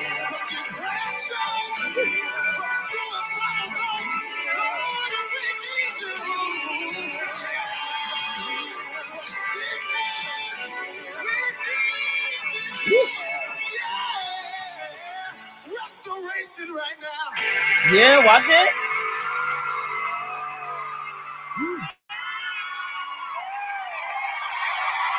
He's the only one that can do it. He's the only one that can do it. Sing. I just love being a church kid. Like, if you didn't grow up in church, you may not understand, but it's just something about the churchy kid in me that love Jamal, love Fantasia, love churchy kids. I love y'all. He always stayed true to himself. Jamal deserved this win. I'm happy for bro. I'm happy for his family. I'm happy for his kids. And I've been a Jamal fan since Sunday Best. So, or them YouTube videos for real. So I'm happy for bro. So yeah, we did it, y'all. We did it, Joe.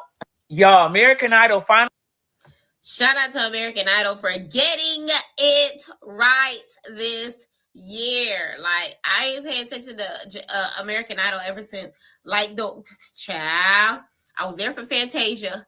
I was there for Ruben Studdard. This is my story for 2004.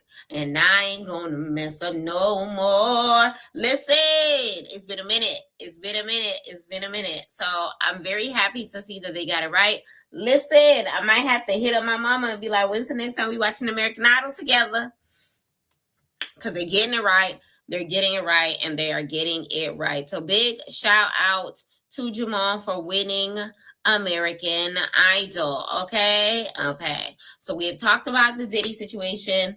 We have talked about American Idol. We have also talked about what's going on with Remy Ma and Papoose. Let me know in the comments whether or not there's any other subjects that y'all would like to touch today. Let me know respectfully. All right, y'all. So that being said, I know we are sitting here waiting for Baddies Africa as well as Baddies Gone Wild. In the meantime, I don't mind doing a quick discussion of what's going on with the episodes that have recently passed, okay? So when it comes to Baddies Africa, ooh, child. The last episode was very, very much ghetto, okay? And from what we're seeing with what's going on social medias, it's looking like there's a lot happening behind the scenes. Okay? Let me know in the comments if you know what I am talking about, because it's giving a lot of moving pieces, okay? It's giving a lot of moving pieces. Let me see if I can cut over to Instagram real quick.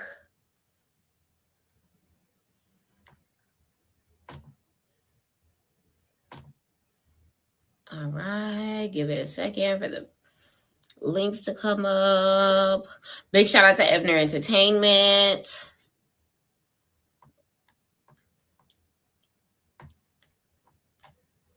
There's been so many things happening. I think I'm just going to scroll as far as I can, and we could talk about each thing little by little and kind of sort of just, talk about it. Now, one of the things that happened last episode that is so underwhelming that it needs to be discussed is Stunner Girl versus Animac. Child, y'all, we were waiting so long for this fight just for it to be the most underwhelming 60 seconds of our entire lives. Okay, so underwhelming. It doesn't make any sense. Okay, and for them to have been going back and forth so long just for it to be how it was very, very annoying in a sense. Like, it didn't make any sense to me how y'all have the audacity to keep on going just for us to see what it is in its current state or whatever the case may be. That's one thing. And then another angle of it is the summer situation when it comes to Emmett Till. I still do not believe the network's apology to the Emmett Till family as well as the Black culture, because at the end of the day, Summer more than likely will be on the next upcoming season. And if she is, Zeus, you better be giving Emmett Till's mama a check every month if that's the case. Because what?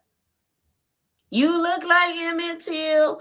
Girl, if you don't shut your mouth up, don't make no sense. Don't make no sense. Like, there was no reason for that man to be brought up in the first place, let alone to be in this circumstance. We didn't like it when Lil Wayne said it, so why would we like it when she said it? Like, it don't make no sense. Child, I don't know, but let me know in the comments. Another thing that I wanted to discuss is, y'all, Megan Thee Stallion has swimwear at Walmart. Have y'all checked that out? Oh, I can't play that song. But it looks like she has her Hot Girl Summer Walmart gear waiting for us to check out. Are y'all going to be purchasing some Hot Girl Summer Walmart clothing? My answer to that question is hell yes, because why the not? Okay, like, for one, this is a Black queen doing big Black things, not big back, big Black things. Okay, she is definitely doing her very best to kind of sort of pop out and show niggas.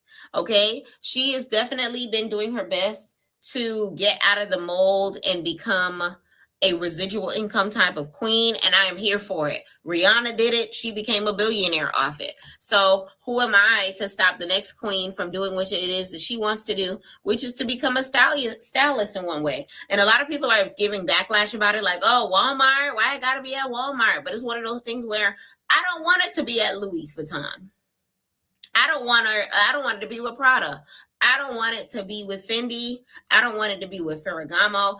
I would rather her give back in the most hood place possible so that we can actually know that we can afford it. Okay? If she had some swim clothes, it's a swimsuit line, Supreme. If she had some swim clothes in Gucci, do y'all think people would be wearing it aside from her? And maybe people who are anti-barbs? Like, who would be wearing it? I know I wouldn't purchase it. If I see the bootleg version on DHgate, then possibly. But that's about it. That's all you're getting out of me. But let's go ahead onto the Walmart website and actually take a look to see what it is that they are working with when it comes to Meg's pieces. And then I'm going to check her Instagram to see whether or not she has dropped her visuals for the pieces as a whole. Okay? So it looks like we are looking at a one piece with the inside cut out. Listen, y'all, this is a piece that works. Y'all know it's a lot of y'all millennials that are becoming mamas, and y'all like y'all belly out. So listen, Megan made it easier for you. Go to the beach with your little belly out. Looks like we're giving cover ups. $18. I see everything is in the affordable sections. Hot girl summer, real hot girl-ish. I want to see the back of this. It comes in 5 different sizes, which means the thick mamas can wear it too. See, it's giving bikini in the back, one piece in the front. I'm here for it. What colors does it come in? This one just comes in purple. I'm here for it. And it looks like she got some 2 pieces too, because this one got a thingy. This one, I'm here for it. Shout out to the model. She's a baddie. Okay, it's giving tops. It's giving bottoms. This one is cute. This one is cute. Okay, $28. She got the little dress swimwear. It probably got shorts under or some sort of bikini thing under. Here goes the 2-piece that we were looking at before. Real hot girl-ish. Mwah. All right, here goes another bathing suit. It got the M with the snake heads at the end. It's giving hiss. This is cute. I want to see the bottom that go with that one. I'm here for it. Here goes another halter version for the top that we seen earlier. I'm here for it. Let me know in the comments whether or not y'all are digging Megan Thee Stallion's line. And I agree. I can't pay no bills if I'm buying Gucci Megan Thee Stallion swimsuits. So big shout out to her for making sure that she stayed true to who she is by actually putting it in affordable places. So let me see. Megan Thee Stallion swimsuits, Walmart video ad. Okay, so it looks like she has an ad. Hold on. It's on TikTok. It's on her TikTok page. Give it a second to load. But while it's loading, y'all, please make sure that you like, comment, subscribe, turn those post notifications on. Right to tell a friend that Letty is here. Put on your hot girl swim. We're not sitting by the water today, hotties. I'm her. Ah, music. Her. She. Take a pic. Is me. I'm her. Hey, any room for a few extra hotties? Always. When you're rocking hot girl swim. Only available at Walmart. I'm here for it. It's adorable. It does what it's supposed to do. and I approve this message. Listen, Meg Thee Stallion is going to get some coin out of me with these clothes, okay? Not I don't know whose pool I'm going to. Respectfully, it's one of those things where because it's a Black-owned business, I'm partaking. I'm rooting for everything Black. Let's just be honest. I just got to be honest. I'm rooting for everybody Black in this circumstance. Meg is doing the thing. I will be making a purchase. Let me know in the comments whether or not y'all will be too. Because I am here for her, you know, breaking the mold and doing her thing. You know what I'm saying? Especially with everything that is going on with the Tory Lanez situation and everything like that. She's doing her best to kind of sort of overcome that by continuing her career in another standpoint. All right. So let me see the next. The heck was that? Next thing we're going to talk about is whatever it is that Rolly is talking about here. Besides Fauna, K-Rican, Cold Killer, Tavy Baby, the rest of the cast was very quiet. They really didn't kind of bring too much to the table. And I asked, who cast it? Like, who did the casting? It was like boring. Besides Fauna, K-Rican, Cold Killer, Tavy Baby. So basically in this video, Rolly is saying that the new baddies are boring. Okay, aside from the ones that she named. Now, I can't necessarily say anything in regards to it. She's the one that's in Africa with them. It is what it is. Now, she's probably comparing them to the past 2 seasons, which they have been popping big-ish, okay, for the past 2 seasons when it comes to the big 3, when it comes to the new news, and things of that nature. So they're probably not doing it the way that they did it, but they're definitely standing on business from what it looks like. They're definitely trying their best to hold themselves down. They are getting into pay. The past 2 episodes are definitely not saying the same thing that Rolly is saying now. So I guess we're going to have to just wait and watch the episodes unfold to see what is happening, but it is what it is. Next video, big shout out to Evner Entertainment, by the way.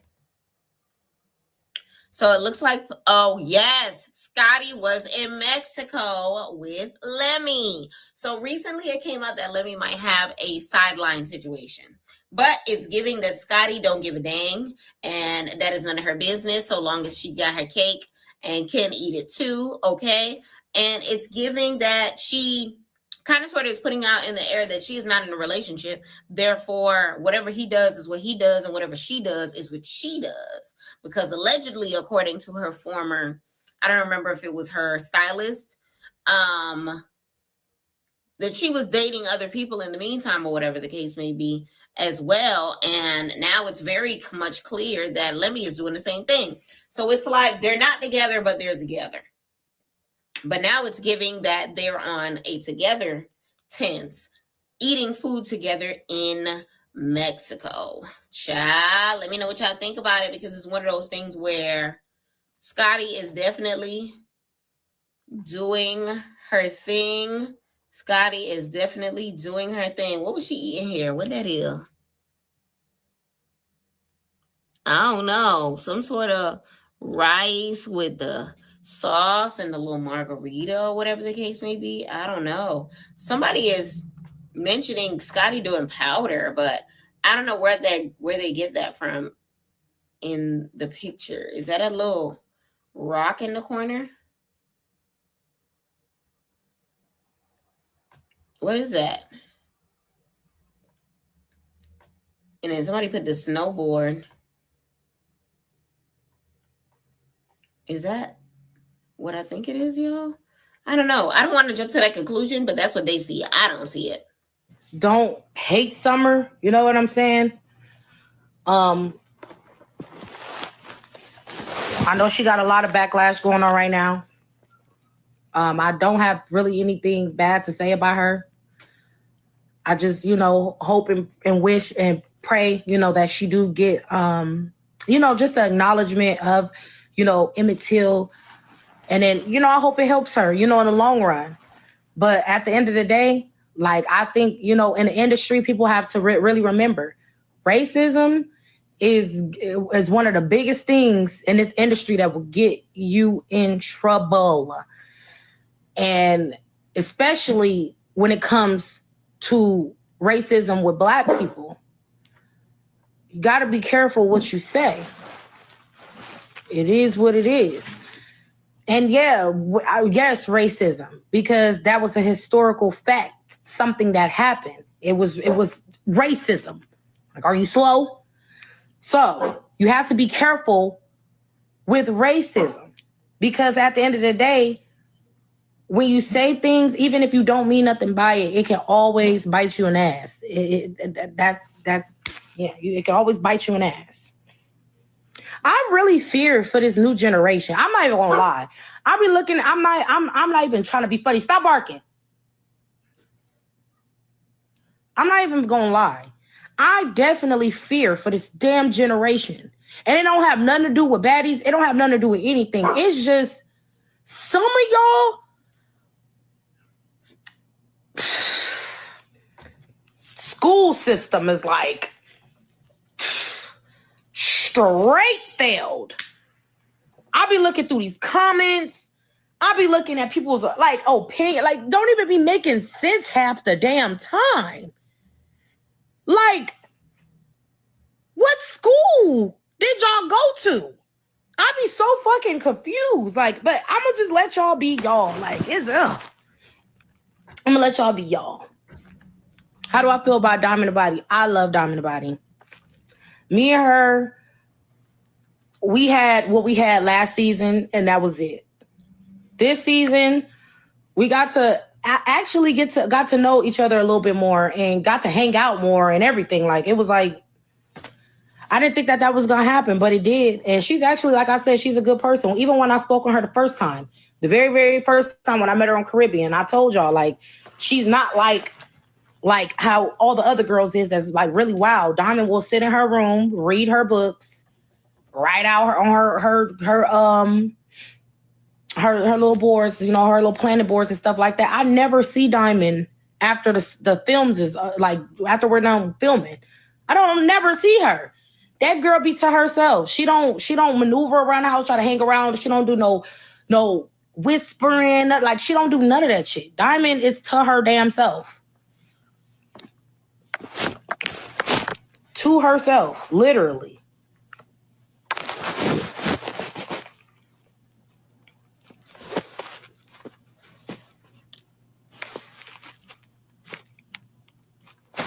I definitely wish Anna could have stayed. I'm not even gonna lie. Who don't cloud chase? Y'all gotta understand, like, cloud chasing is in many different forms. Yes, Diamond, she do her shit. It's called entertainment. That's how people stay in the game. Most of y'all faves be cloud chasing, and y'all don't even fucking speak up on the shit or say anything. Like, literally, for real. Cloud chasing is in so many damn different forms. Don't hate. Okay, so she touched up upon a bunch of different things here. First thing I want to talk about is Summer None Other. Of course, there's a couple people here that do not watch the Baddies show, so I'm going to cater to y'all real quick. So there's a controversial circumstance that's happening within social media when it comes to Summer None Other on the Baddies show. Reason why is because Summer had got into a fight with another reality star by the name of Ivory. Okay. And her friend basically fought Ivory, and Ivory ended up getting a swollen eye. Summer called Ivory Emmett Till. She said, and I quote, "You look like Emmett Till." Now, if you are familiar with the story of Emmett Till, you know that Emmett Till was walking down the street with his people, and he allegedly whistled at a white girl. Okay. And allegedly tried to make passes at her. And this white woman went on to tell law enforcement or family or other white folk that he tried to sexually assault her. He tried to SA her, and they ended up lynching him. They ended up kicking him in the face so many times that when the mother went to go recognize her son's body, she did not know who that was. They kicked all his beautiful teeth out of his mouth. She ended up having an open casket funeral just so that they can see, just so that the world can see what happened to her child. It is not a matter to be played with. Remember when Lil Wayne had said, beat that P up like Emmett Till, and everybody was looking at him crazy? Summer, we're looking at you twice as crazy, because at the end of the day, this has happened in history so many times when it comes to Black people acting like that is the best way to describe getting beat up. This man's mom is still alive and he is not. And when Rolly said she fears for the next generation, I fear for this generation, because Summer is not a part of the next generation. She was born in 1997. Summer, you're old enough to know better. You're not part of the generation who don't have Black history in their regular curriculum. Black history was still in schools when you were in school, Summer. You have no excuse.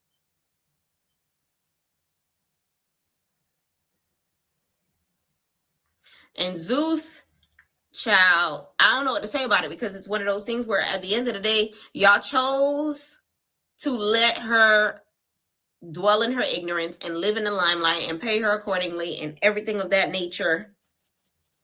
I'm fine with them airing it, because it's one of those things where I want to see her ignorance, but their press release and their apology should have came during the episode when it first came out. Don't edit the episode after Emmett Till's mama says how she feels about it.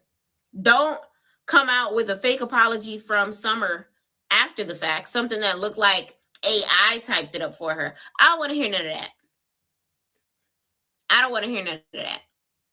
Emmett Till mama is better than mine, because I was sued. I would have sued. I would have sued. I would have sued. I would have sued. I would have sued. I would have owned the network. I would have owned the network. Okay. And that's really all I have to say as far as that goes. She did mention Diamond the Body. Diamond the Body, of course, is a former stripper, a current strip club owner, and a reality TV star. One thing I could say about DTV, I'm glad that her and Rolly are on better terms, especially considering the fact that she did have a very public falling out with this young lady. But like I said before, I feel like Rolly just was beefing with her just to beef with her. It wasn't ever anything serious enough. And we been knew that DTB was a clout chaser, but DTB is one of those people who, she does it for the camera, and that she's not about the drama that she portrays. For example, my character is Miss Pretty Young Thing. When I turn on the camera, I embody Miss Pretty Young Thing. I embody a person who, you know, is about the pop culture lifestyle, is watching all of these reality TV shows, and we are on the same page when it comes to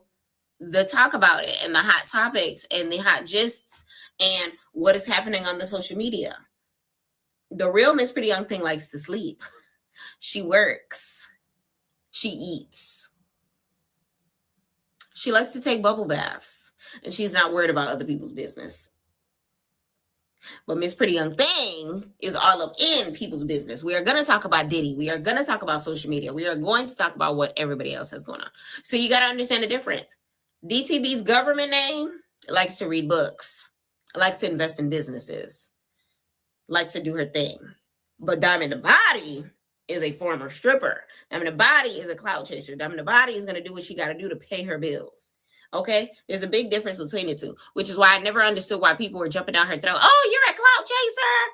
Listen, if you want to end up on TV, you're a clout chaser. If you want to make social media a form of income, you're a clout chaser. Because what exactly are you doing? You're trying to build a following. How are you building the following? By trying to become viral. So what does that make you? A clout chaser. Simple as that. That's just how I feel about it. That's just how I feel about it.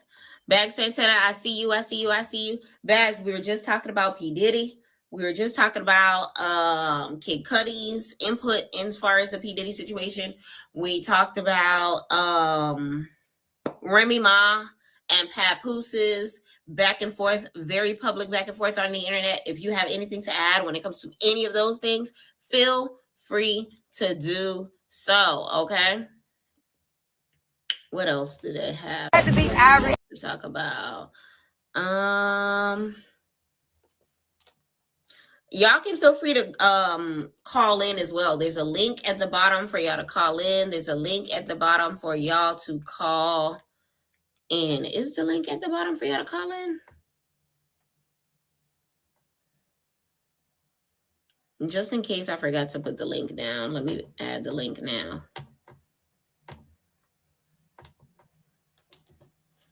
No, you're good, Bags. If anybody wants to call in, feel free to. But in the meantime, let me see what else is happening on social media. So it looks like Suki, a former baddie, has saying that her favorite baddie is DTB. She said, Diamond the Body is one of my favorite on the show, and I love people with a heart. I will say Diamond the Body is the only capital O, capital N, capital L, capital Y girl's girl on that show. She's the only one that appears to have a heart. She's the only one that apologizes for her actions. She's the only one who, Nova Armani, I said that I'm going to start watching the episodes live on Twitch. Yeah, that's Sukiana. I'm going to start watching the episodes live on Twitch once I make it to 500 followers on Twitch. Let me see how many followers that we're on Twitch. Y'all, like I said, we're going to start doing live movie watches as well as baddies release days on Twitch once my Twitch gets to 500 followers. So please go ahead and click on my link in my bio to my Twitch. Become a follower, become a follower, become a follower, become a follower. Oh, hold on. I got my Twitch on the App Store. While that's updating, please do me a favor, like, comment, subscribe, turn your post notifications on, and tell a friend to tell a friend that PYT is in the building. But yeah, DTB is the belle of the ball. So are we surprised that Suki loves her? Not really. Oh, here's what I was talking about before with Clarissa Shields on The Breakfast Club, y'all. What happened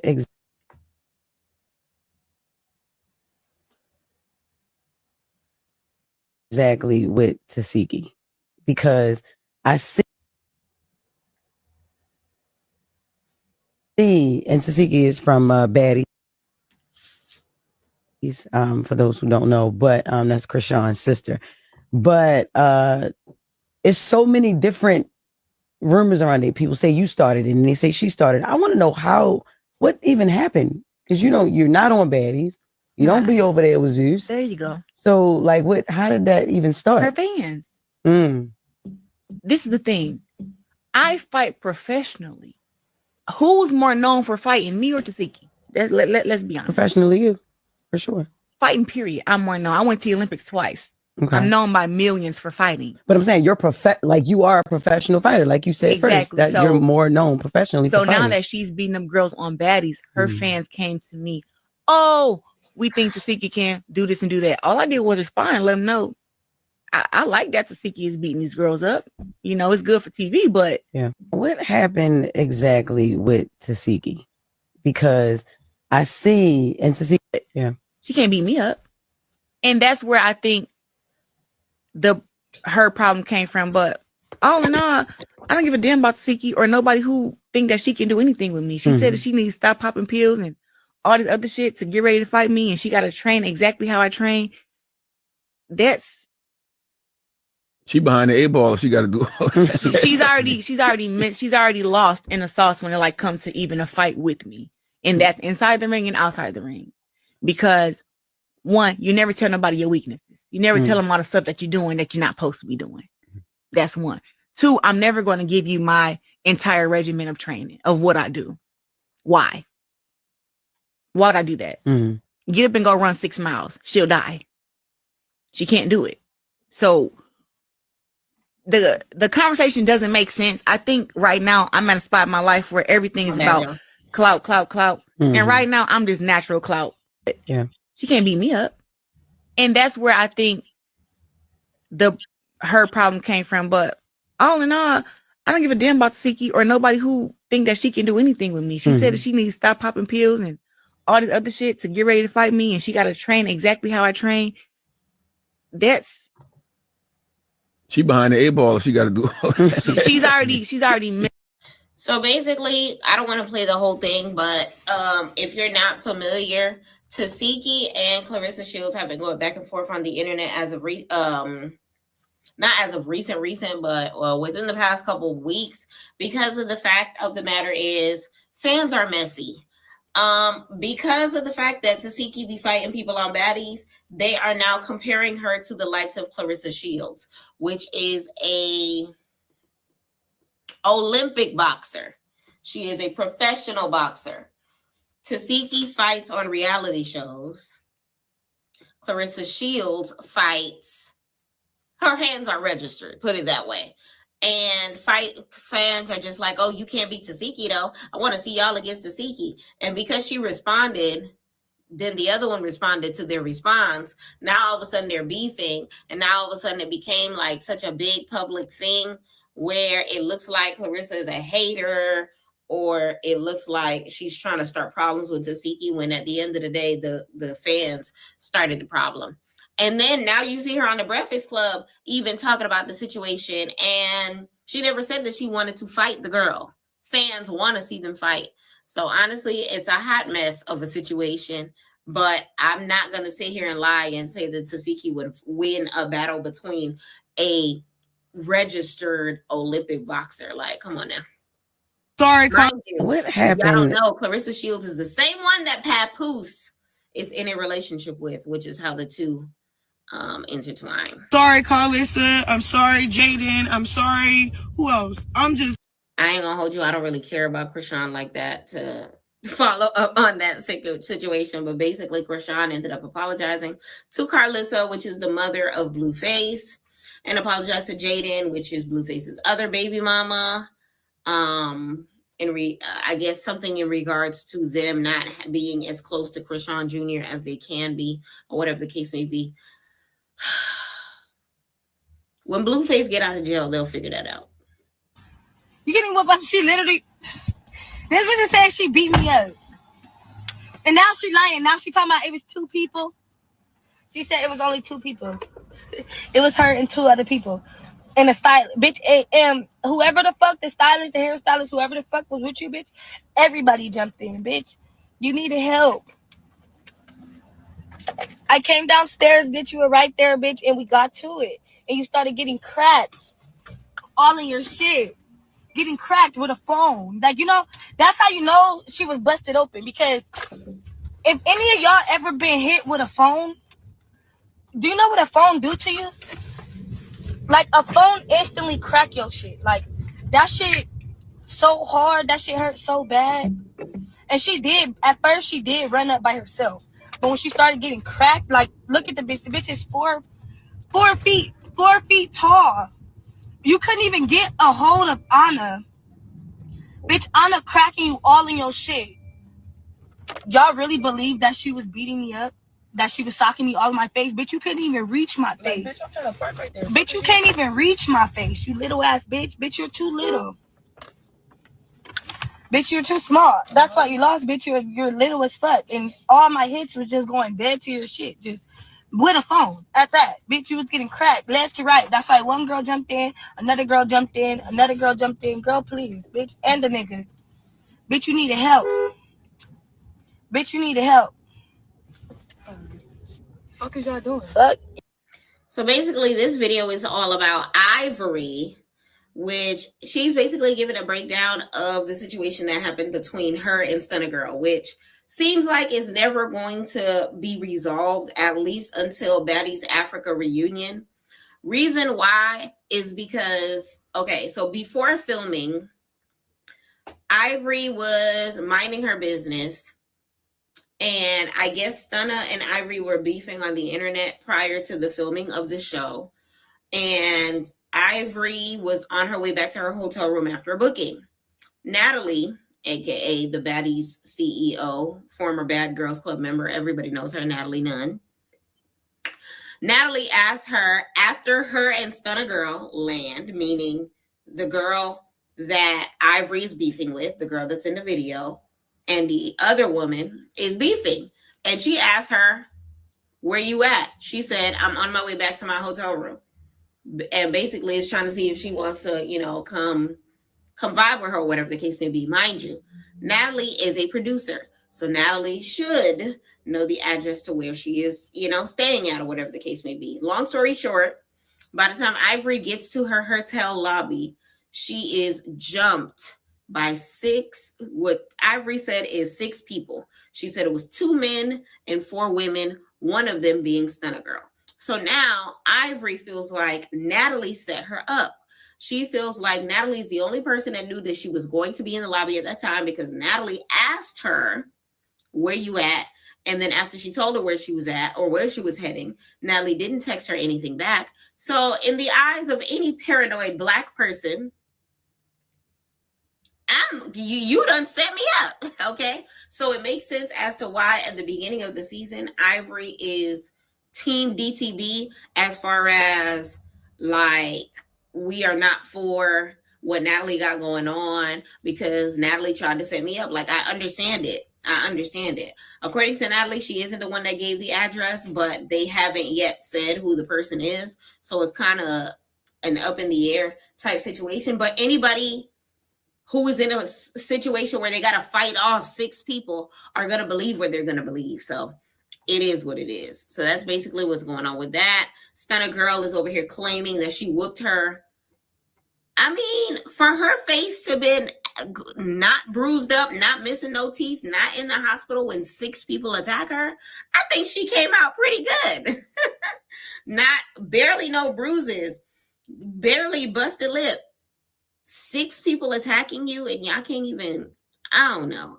Like the being overly aggressively lyrical, and it's kind of like the times. My pap.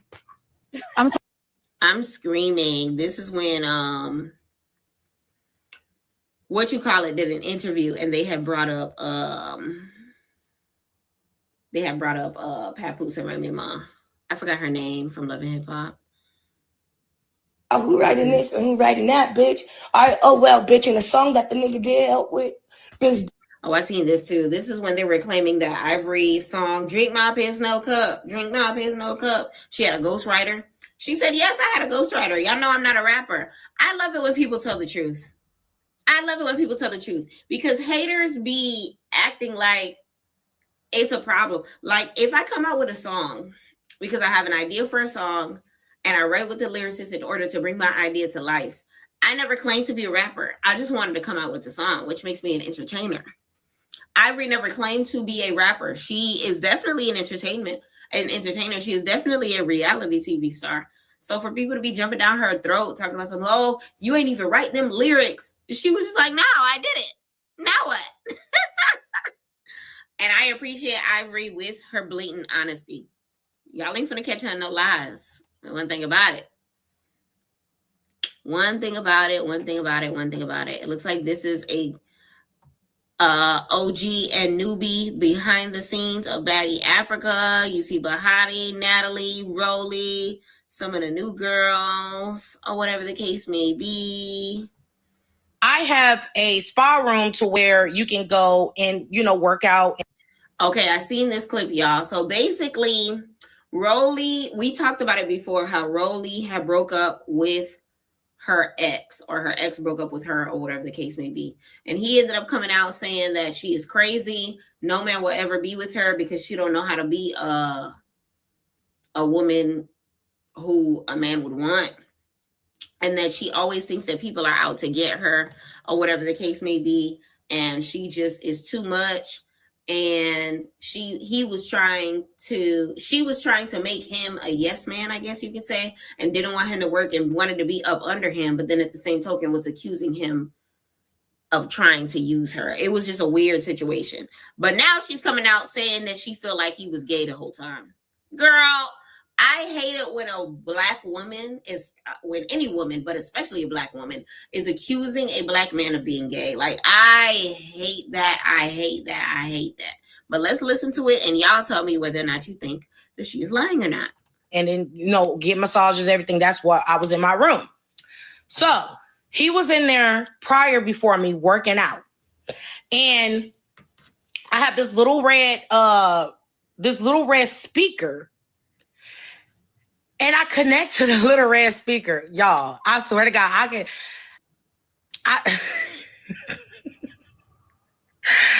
connect to the little red speaker.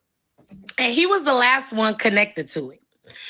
And I'm sitting there and I'm like, okay, let me go ahead and turn my music on, start, you know, bumping the music. And I'm bumping the music. And all of a sudden, I hear 2 niggas fucking on my speaker. I'm like, whoa. I'm trying to stop it. It would not stop. I'm like, oh my God. Like, what is this? My son heard it. He came in the room. I'm like, oh my God. My nail tech is looking like, what is going on? I'm like, that's not me. I kept saying, that is not me, y'all. So I'm trying to figure out, what the hell was that just on my speaker? Shortly after, some stuff like rails started playing after the 2 dudes was done. Some rails started playing from like Mississippi, Louisiana. And I'm like, that is the only person in my house that looks at rails like that, because I sit in the bed with him. And then on top of that, he was the last one connected to my speaker. I have a spa room to where basically what she's saying is she was trying to use a little mini speaker, and the Bluetooth was hooked up to her now ex's phone. And when she turned on the speaker, all of a sudden she heard Pay Gorn. Y'all can read between the lines. She heard 2 men doing their thing. And all of us, and I guess it was like a video, or he switched over to another app and was watching reels after, or whatever the case may be. And she's claiming that this is a real thing, that her son overheard it, and that her stylist was just like, what the hell is going on, or whatever the case may be. Whether or not it's true or not, I have no idea. But it's weird that all of a sudden she's coming out with this, because it's one of those things where it's just like you laid up in the bed with him even after the fact. So it's kind of sort of like feeling like she's lying. Either that, or she's fine with being with a bisexual man. I don't know. Y'all tell me what y'all think about that. Okay? And when I tell you Diamond the Body is about her coin, so this is DTB, y'all. Diamond the Body, aka DTB, aka disturbing these bitches, because I do that. Okay? Pop Out Magazine has DTB on the cover. South Florida, stand the F up. This lady looks good. Okay, and I am here for it. She deserves all of the praise, all of the accolades that she is getting for this cover, because when I tell you this girl snapped, she looks good. This is the same one that everyone continues to call a clout chaser and all that stuff like that. Clearly, the clout is chasing in the right direction, because, baby, she got a Pop Out Magazine, Volume 7, issue number 6 cover. Not a spread, cover, meaning she is on the front and the insides. Okay, she has a new song coming out that she is promoting. She's probably on a press tour in regards to it. When I tell you, I say it, I've said it before, and a lot of other people say it all the time, that it sucks when you see people on reality TVs, like shows like Baddies, like the Now That's TVs, and they're not doing anything else outside the show. Meaning, if the show comes off air right now, you have nothing else going on. Kind of like basketball players that decide to not get shoe deals, get clothing deals, get commercials. You see Shaq on them General commercials. Udonis Haslem owns a Subway in Broward County. Like, you have to have other money outside of your regular hustle. I don't remember which basketball player it is that when you look him up, he's one of the only basketball players that never got a endorsement deal outside of the NBA. And now he's the brokest. This man was supposed to be a like at least $50 million man. Okay? And when you look him up, he's barely at 300,000. I'm about to have as much money as he has. Like, it makes absolutely no sense how you can get yourself to that point. But big shout out to DTB for not being one of those crusty, musty dusties that don't invest her time and energy and patience and skill into other things, because baby, sometimes you got to pop out and show niggas. And that is exactly what she is doing. Okay, let people sit here and wonder what you clout chasing about. Baby, DTB, what you doing? I'm disturbing these bitches. DTB, what you doing? I'm disturbing these hoes. That's exactly what she's doing, baby. I'm here for it. I'm here for it. I'm here for it. Okay, multiple streams of income. Multiple. Period. Okay, what else are the streets talking about? What else are the streets talking about? Okay, so Rolly, I was waiting for this one. I was waiting on you. Rolly talking about a nice and clean exit. So Evan Entertainment says Rolly Poly with an interesting Instagram story that has the fans speculating. So right now it's coming across as if Rolly does not want to do Baddies past Baddies Africa. Do y'all believe her or do y'all not? Because it's one of those things where it's just like, Rolly, what do you have going on outside of the show? Nothing. The only other thing that she had was Transforming Rolly. And that was just a show about her getting her, mommy makeover or whatever it is that you want to call it. And you've already done that. So I guess if you want to do a season 2, it would be you actually doing the upkeep, right? Or you transforming from a reality star to a mogul or something. I don't know. Is there going to be a Transforming Rolly Part 2? You kept talking about how you're not broke enough to need club bookings and appearances, but without Baddies money and nothing else coming in as far as residuals, wouldn't that mean that you would need to do appearances in order to come up with, in order to pay you and your son's bills? Like, I don't understand. Let me know in the comments how you feel about this, because it doesn't make absolutely any sense to me. And then Rolly with the nice and clean exit is interesting, because Rolly is one of the messiest people on Zeus. She's one of those people, if she stopped being your friend, trust me, she will air your dirty laundry faster than you can wear the clothes. Okay, so it's one of those things where nice and clean exit. Did they pay you off? Did you sign an NDA? Let me know in the comments how you feel about this matter. Okay. Hopefully we find out some more details as well.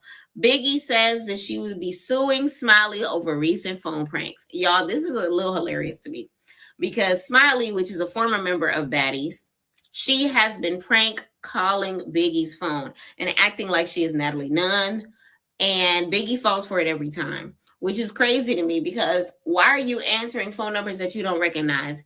Anyway, why don't you text them who's this, and as soon as you see some green-ish, you just leave it alone, because she's downloading random ass text now numbers and you're falling for it every time. How does lady keep calling your phone, keep acting like Natalie, and you keep falling for it? Don't you have Natalie number saved? Like, I don't get it. But basically she said because Smiley wants to play as if she doesn't know what I'm talking about, you guys can deliver the message. I'm going to sue her for defamation of character, and I'm putting a restraining order because she has been harassing me for over a year now, and the whole internet has seen it. I have the proof, and I promise you there's going to be a big problem for everyone that thinks that it's funny. It's invasion of privacy, and we are in the United States. Why did you add that? I don't know. I'm going to make sure that something gets done about this. Can you sue for people crank calling your phone? I don't know. Let me know if that's a thing, because I have no idea. You gotta go. Where's that? Like, today. Baddies Sunday, what show you looking forward to? But yeah, there's that. BBO. What we doing? There's nobody. That's fine. Says what?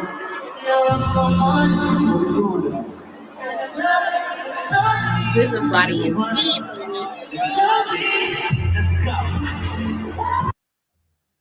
What we doing? SZA got the booty out on tour with Kendrick. I'm not answering no questions until after. When it comes to the fight, I'm not answering nothing until after Sunday. Y'all gonna have to see it, and then we both, all of us, can come together and say how we felt about that fight. Because honestly, I was in shock. I don't even remember. I gotta watch it back too. Shit. Ooh, don't even get me started. It's not my season. I'm not in it. Because I was mad as hell watching this last episode. But then it ended with her sneaking me. They didn't show us fighting. I was mad about a lot of shit, but I wasn't there, so. I'm not. Basically, they're talking about the ending of episode 2, which ended with Big Lex sneaking Scotty. So a fight had broken out within the Baddies household, and all of a sudden Lex comes out of nowhere and punches Scotty in the face. Why? Clout chasing purposes. We just gonna settle for that response at this point in time. I am Team Scotty for it, because at the end of the day, Lex, you really have no reason to dislike Scotty. At this point in time, you dislike Scotty because you dislike Scotty. Scotty's beef with Summer is how it originated. They don't like each other. They can fight it out. Why you're now jumping into it makes absolutely no sense. But it's one of those things where at the end of the day, Lex doesn't have a storyline. So now she's using Scotty as her storyline. And that's just what it is. You over here fighting girls for relevancy, which is weird. Which is very, very, very weird. But I guess we're going to have to watch with our own 2 eyes and see how the episode itself plays out. We're going to see. But these are all of the hot topics that we have for this evening. Let me know what you think about them. Comments on any of the ones that you have below. Don't forget to like, comment, subscribe. And thank you so much for watching PYC TV respectfully. All right, y'all. We're going to do another commercial break. Big shout out to each and every person that is in the building. Like, comment, subscribe. Like, comment, subscribe. Like, comment, subscribe. Don't forget, y'all, please add me on Twitch. Add me on Twitch. Add me on Twitch. When I get to 500 follows on Twitch, we will be doing live reactions on Twitch. I need 500 subscribers on Twitch in order for us to do it. We just started doing the lives on Twitch. Right now we are at 27 followers. When that 27 turns into 500, anytime y'all are trying to watch Baddies, anytime y'all are trying to watch some of the latest movies for us to watch together, we are going to be on that side, live in color on your screens. So if you want to watch Baddies episodes with me, if you want to watch Baddies Gone Wild, if you want to watch some of the latest movies that have come out, if you want to watch all of that, please, please, please download the Twitch app and click the link in my bio to watch them live with me, okay? So that being said, y'all, let's go ahead and take a quick commercial break. I will be right back, respectfully.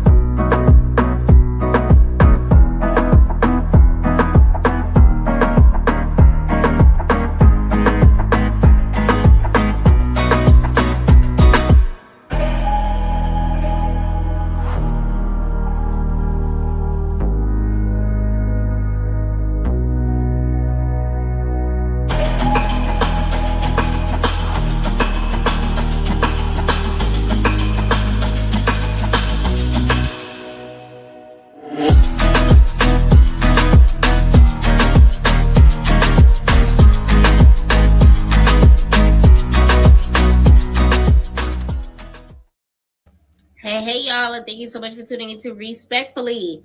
Thank you so much. Thank you so much. We are back. We are back. I'm your girl PYT, and let's get into it. Okay. All right. So I'm refreshing the Zeus Network page to see whether or not the episodes are up. It looks like the episodes are not up yet. Hold on. Let me go to the main page.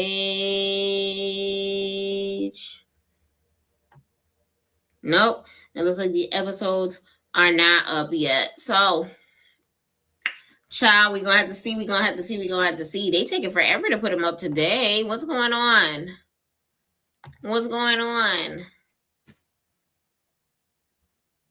I don't know. I'm used to them putting them up so quickly. So I think what we're going to do today is I'm going to go ahead and end this live. And then I'll be back on the YouTube side for Baddies Africa and Baddies Gone Wild. If you're on Twitch, stick around. We're going to watch the previous episodes on Twitch. Okay, so if you're part of the Twitch fam, come over here. Come. If you're part of the Twitch fam, come on the other side, and we're going to go ahead and partake in the latest Baddies Africa and talk about it, okay? So go ahead and click the link in my bio. Let me see if I can drop it in the comments real quick. For you newbies.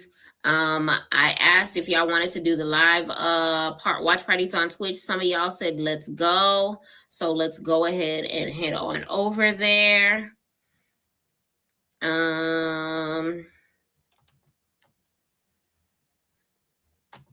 Hold on, y'all. I'm trying to get the Twitch link. Here it is, twitch.com/Miss Pretty Young Thing. Copy link address.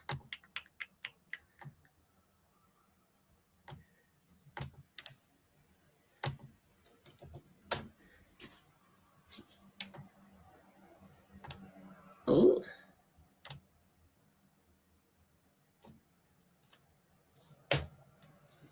Twitch.com/Miss Pretty Young Thing. Is that it? Twitch.com/Miss Pretty Young Thing?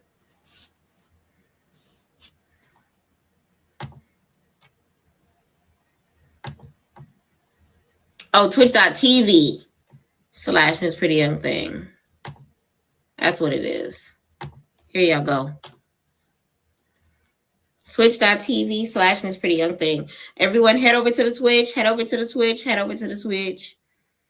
Let me go over to the Twitch right now. Let me see how many viewers I got.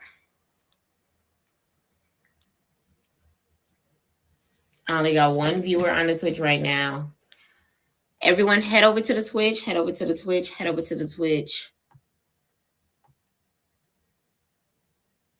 Once I get like a couple more people over to the Twitch side, I will be ending this live. But I appreciate y'all for sticking to some of these hot topics that we wanted to talk about this evening when it comes to the Diddy situation, when it comes to Remy Ma and Papoose, when it comes to everything that's going on in the streets of Baddies.